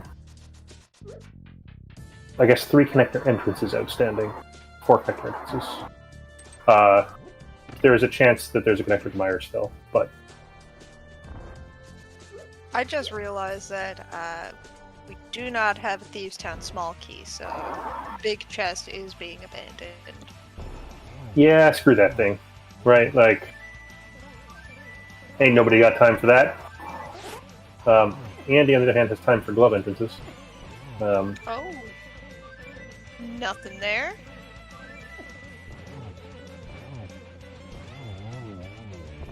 Saves and quits rather than fluting, which presumably means he's going to respawn in the Dark World. And we got a swagnet.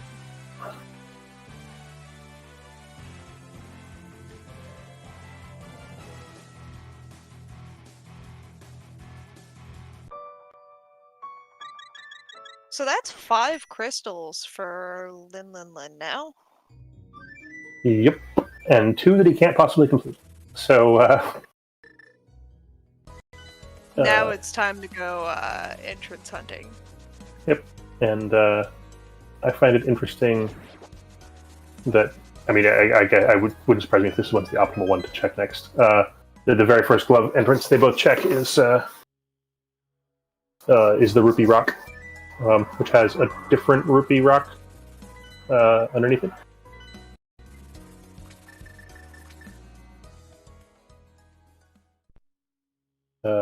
Lynn going back through Bumper Cave for the 3rd time. Bumper Cave getting good work today. And off to Catfish, I presume. Because he's also still hunting for items. And then might see a whirlpool to some sweet, sweet whirlpool action. That's the Turok Big Chest entrance at also at the Dark Shopping Mall.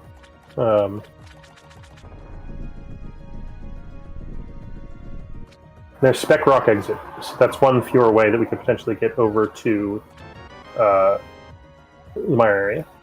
2-3 Eastern Palace, big key on Catfish.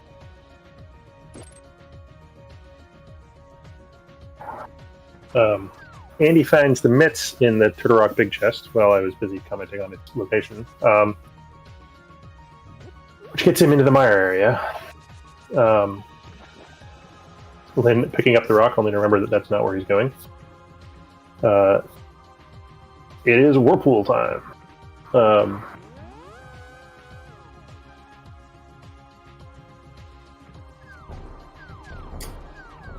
Pick it up, Andy. It's nice to have, in case there is something in there. Yeah, I mean... I think he spent more time thinking if he should pick it up than he would have just picking it up. Lynn right behind Andy on the checks. After some sweet whirlpool action. Ether is the Mire entrance key, but first go into Desert Main for Desert Back. There we go. There's our last entrance. It was called, and it was true. Unfortunately, for the person hoping for book for Go mode, we got there the old-fashioned way.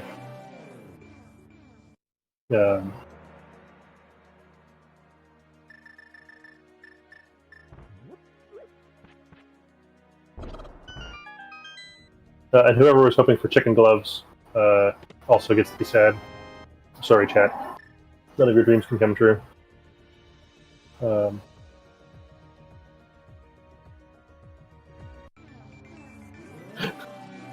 Yeah, or beating up Andy to the tune of one whole heart, but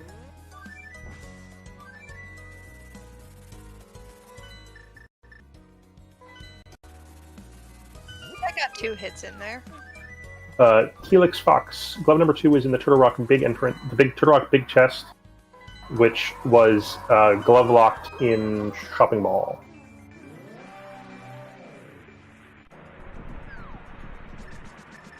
And with 2 mitts and a flute in hand, and an entrance required, Lynn makes the obviously correct choice and heads for the Mire area.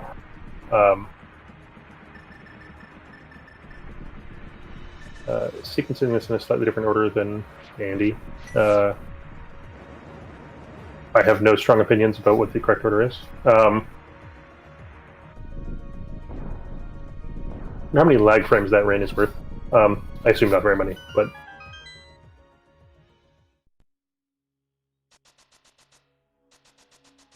There's Arcana Burna on Spectacle Rock. Well, inside Spectacle Rock. When remembering to check the Desert Main entrance. It would have been a really dumb way to lose, so glad that didn't happen.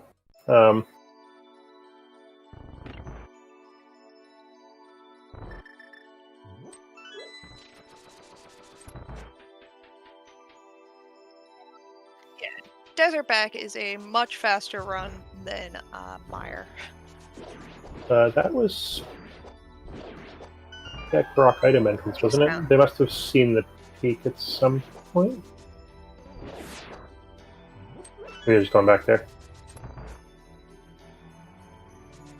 Rich said stuff. Ganon is at sync.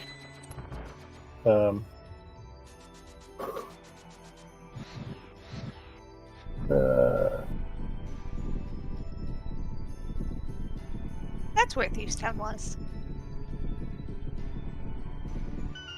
It right here.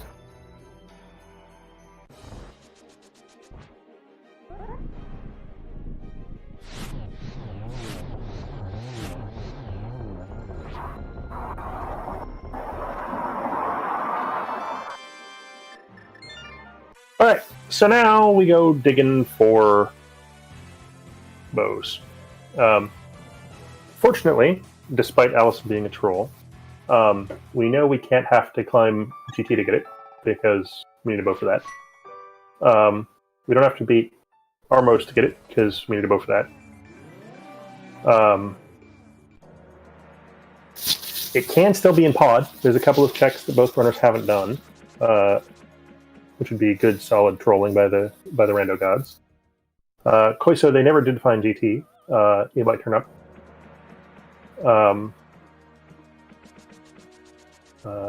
And there's there's awful places like Bow on Trinex, and they have not found Eastern Palace.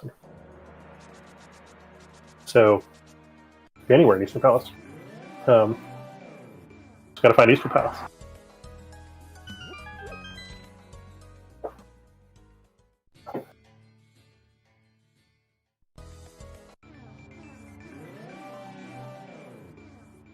Yeah, missing Eastern Palace and GT are a few checks that I'm sure they're hoping to see turn up just for probability's sake of being able to find that bow.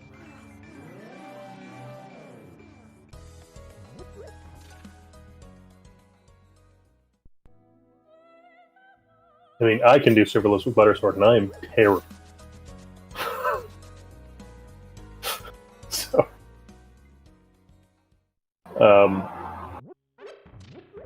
the added drop is at Sanctuary.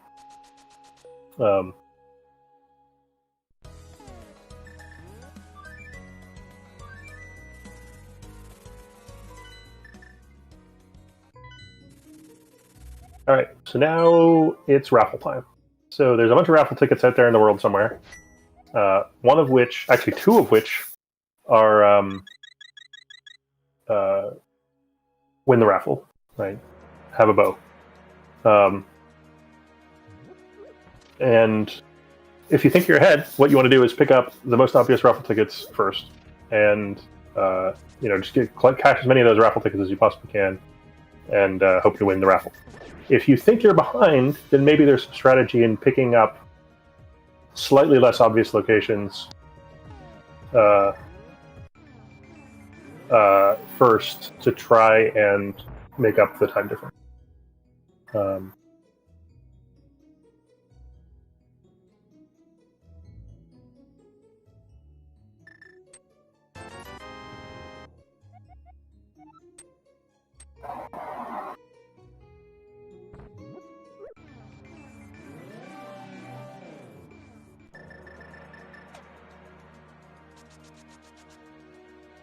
Alright, let's see if the Smith's chain pays out today.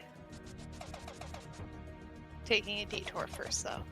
So it looks like Andy wants to cash the raffle tickets here in Pod with the big key and a few more small keys than the last time he was in here. He can check these vanilla locations. If this is the bow, he is...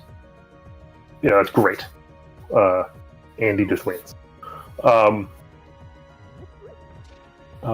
And given that this isn't a horrible place to get to, this is a reasonable play, I think, anyway. On the other hand, this feels a little bit high variancy to me. So maybe Andy thinks he's losing. We'll ask him if he comes and does an interview later.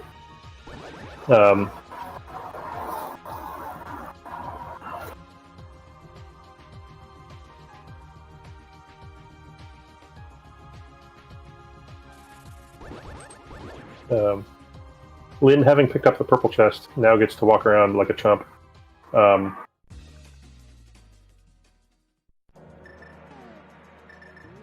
Pod was not the answer.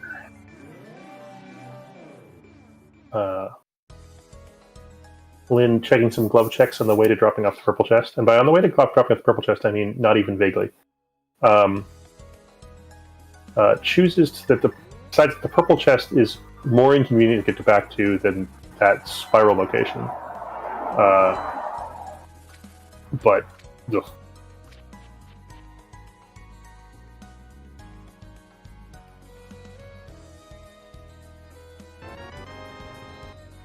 And we're getting a small key to Pod, so that is all 6 Pod keys now, the last being on purple chest. Is that the thing that makes Lynn go back to Pod? Probably not. Looks like he's going straight back to check Spiral Cave. Andy finds Eastern. So here's a bunch of checks. And Lynn is running right into Spiral Cave now. So, apparently I missed Lynn double dipping Pod.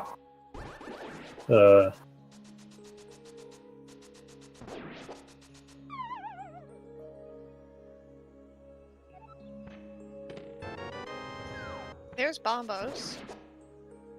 I'm sure that'll come in handy. I'm sorry. I think there's a sarcasm on the internet, but... Whoops. EP is not paying out yet. I mean, there's a lot of chests. I mean, not a lot of chests. There's more chests in here than there is just about anywhere else. So, looks like Lynn gonna make the Pod play. Nope, I lied.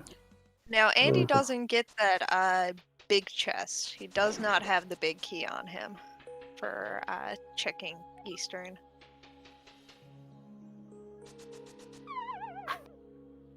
Looks like chat is busy claiming that they're not the ones that are good enough to win the tournament. There we it go. is. Andy's in go mode. GG.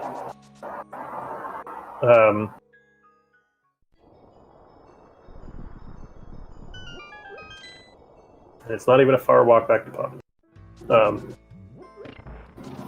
Lynn's gonna get this, but not fast enough.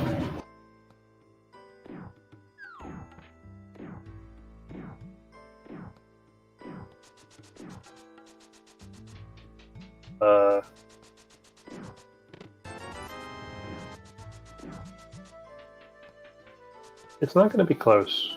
Lynn has to run all the way back to that chest. Like.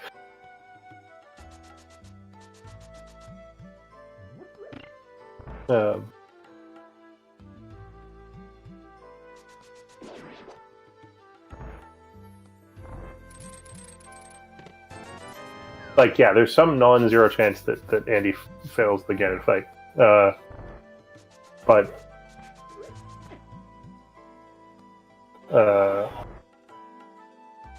I think those odds are, what fraction of the time does Andy screw up Buttersword Silverless? 3%? Yeah, it's not likely that the time will be made back up. Great anti-bob. It is right there.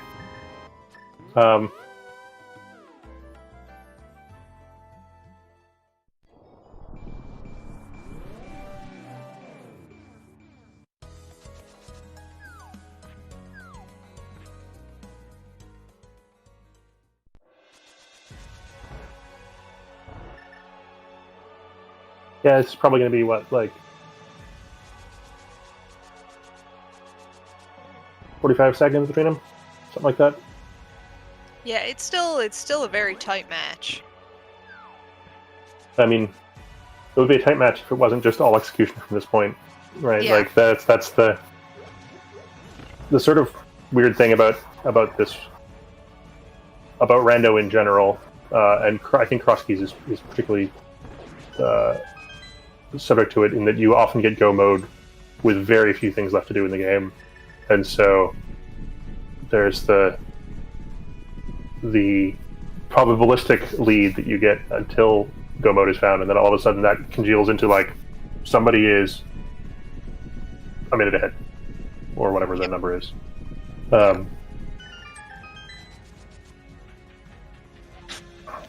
It's been a very entertaining match though for these two, and all three of their games were really fun to watch. I'm happy that it went to round 3. Andy dropping into Ganon at 158.49. And Ganon telling us trivia about bugs. I love bugs. Thanks, Ganon. I feel like you needed to get out your Islander voice for that one.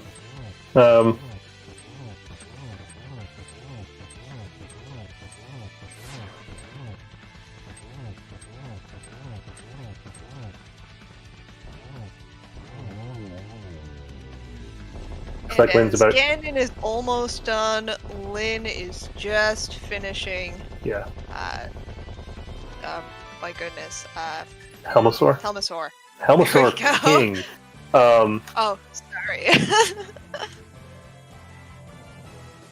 Yeah, including the fanfare, that's 110 seconds between the runners at Helmosaur. So.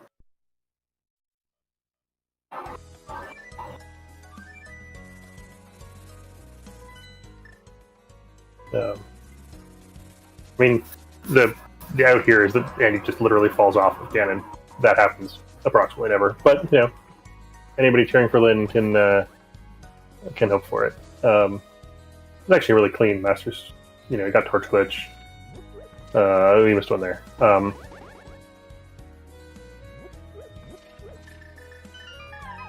And there goes Ganon. Don't fall off the edge, and we can safely get our GGs in chat for Andy.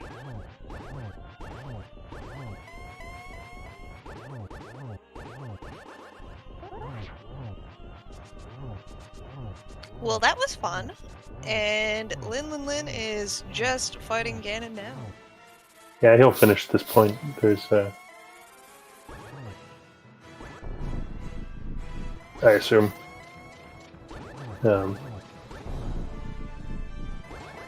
Andy looks pretty happy about Dot Dunning first. Jinxie Girl's presumably pestering him to see if he's going to come to an interview in a moment. So, and he's usually good for that. So we'll. Yeah. Apparently, chat thinks I'm a Lin fan. I'm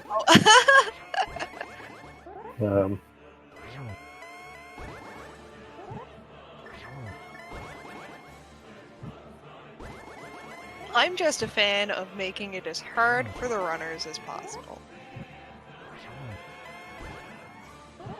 I mean, this seed was definitely in the inconvenient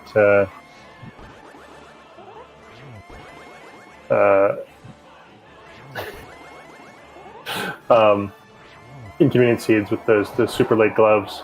Yeah, the long traversing of Hyrule over and over and over again. I mean, I like me some connector seeds. But I'd prefer it if they were connectors because they were more clever than whatever else you were doing, rather than thou shalt run to the pyramid and mirror and follow this connector and etc. And Lin finishes in a time of 2:02 and change. Looks like about 100 seconds behind. This was game 3. Chat, you troll. Yeah, game 3 is done. Andy is moving on to face off against whoever wins tonight's match at 8 p.m. Eastern this evening between Violet Pumpkin and T-Stew. Welcome, Lin. You've made it to the interview room before Andy. There's Andy, too. Congratulations, Andy. Condolences, Lin. Hello. GG, Andy. Yeah, GG's to both of you. That was fun to watch. So, how about them gloves? Nice gloves. Good gloves. Oh man. I got some Mario from Big Chest. And I was like, dude, if this leads, I did Turtle Rock Laser Bridge first, and I was like, I just want this to like go to my area to lead to a glove, so I don't feel bad about that stupid ice play. And then it led to not my area at all. I was like, well, let's go beat Meyer, I guess. And then I was just laughing the whole time. And I got mitts like right after glove locked, of course, you know, that's how it goes. I mean, same. I got them shortly after Meyer. After getting the glove, I'm just going back to ice. Like, it's like right there. Yeah. You guys got to. I mean, it came down to the ice rod hunt for the bow, and you guys both had all of the glove entrances in the world to check, right? I kind of feel bad because I left that one here on purpose as my last entrance because Pod was just below. Right. As I was going back to ice, I took like the north of Old Man Cave connector to Darkworld East Death Mountain, and as I jumped down the ledge, I was like, "No, the entrance!" And then I ended up doing it after checking Pod for a second time later on, just like hoping that it was GT or something, and then I'd probably get a bow in GT and just be able to mirror and go back to Pod. But yeah, this was a stressful. I was dreading it super early when it was like 6 different connectors to get to North Dark World, pretty much. Yeah, that was, I think, unfortunate for you in particular, Andy, because I think you did more, like 2 or 3 more trips of that nonsense than Lin did. Yeah, you were going through desert a few times, back up the pyramid, and it was just this is brutal to watch.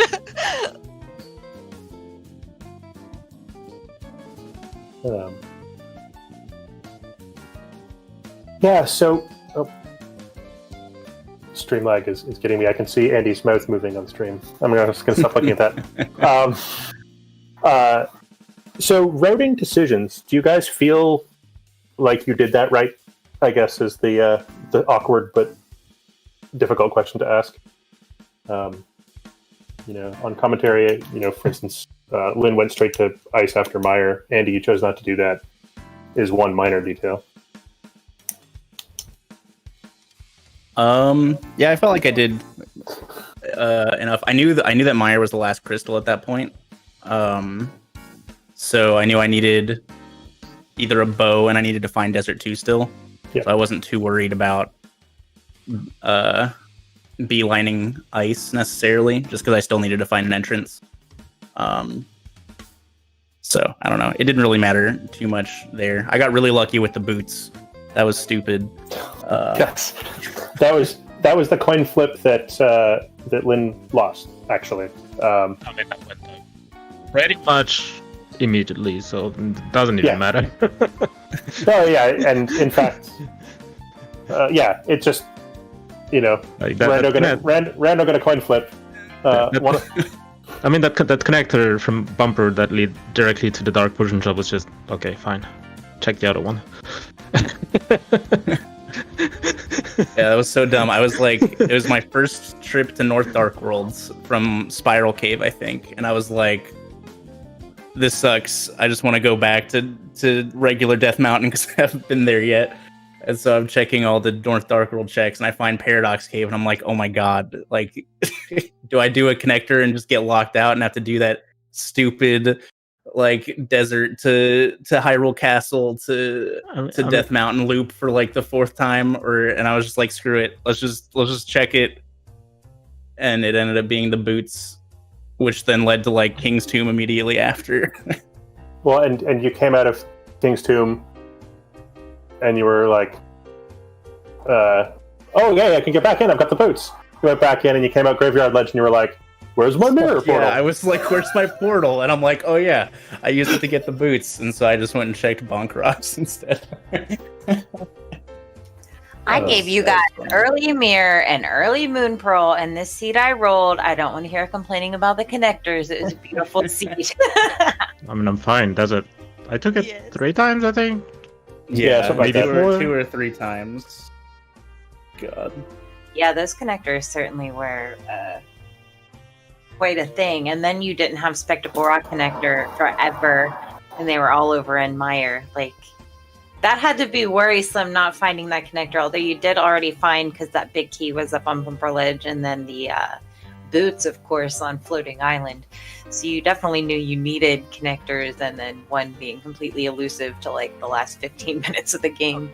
I think the boots that really feels bad, yeah, because like they're up there, but the way you got up there is awful, and you're like, I kind of want to follow some connectors, but at the same time, I don't. Yep. that was just me talking to myself the whole time through North Dark World. Was like, oh, there's the front of Old Man Dark Cave. Like, I really want to do that, but I also don't want to have to go all the way back around to get back to North Dark World. Yeah, you guys actually did that first trip through all that nonsense in a different order, such that Lynn, I think you did both sides of Death Mountain before you found North Dark World, and Andy did that in the opposite order. And so while you both had I'm super far away from where I started feelings, they were not quite the same. Not quite the same actual experience. I think it's the first CrossKeys I've never found GT. Well, that was a long wait just trying to find GT, and it's so many checks too. Maybe vanilla? Maybe? Yeah, maybe. Or vanilla. Anyways, so can only be that because I checked every other entrances. It's Pyramid 3 or vanilla. Yeah. Oh, okay. I had 3 glove entrances left. Yeah, Lynn put off the winning rock slightly longer than you did. So Do you guys know what your tournament futures hold yet? A while because I'm going on vacation next week. So I'm sorry for the tourney organizer, but nothing can do about it. I mean,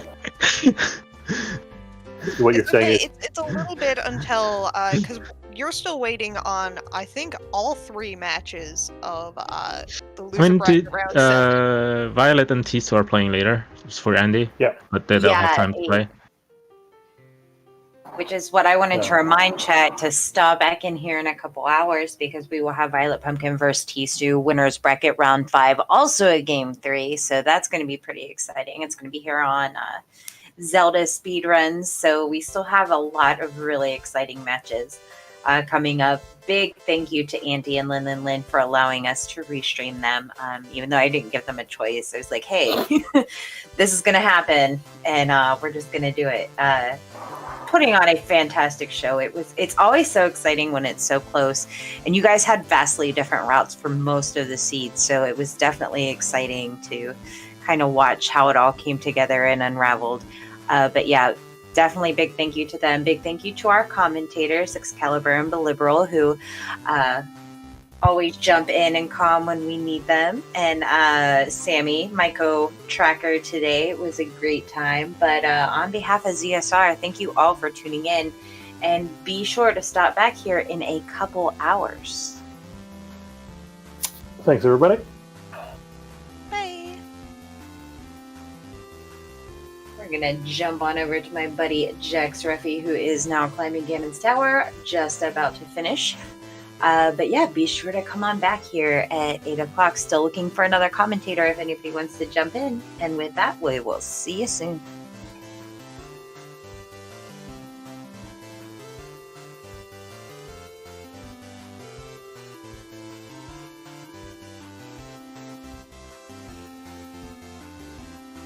GG's, everybody. Thanks, everybody. I think I just saw that Cyber Chow had commented in the CrossKeys that he should be good for comms.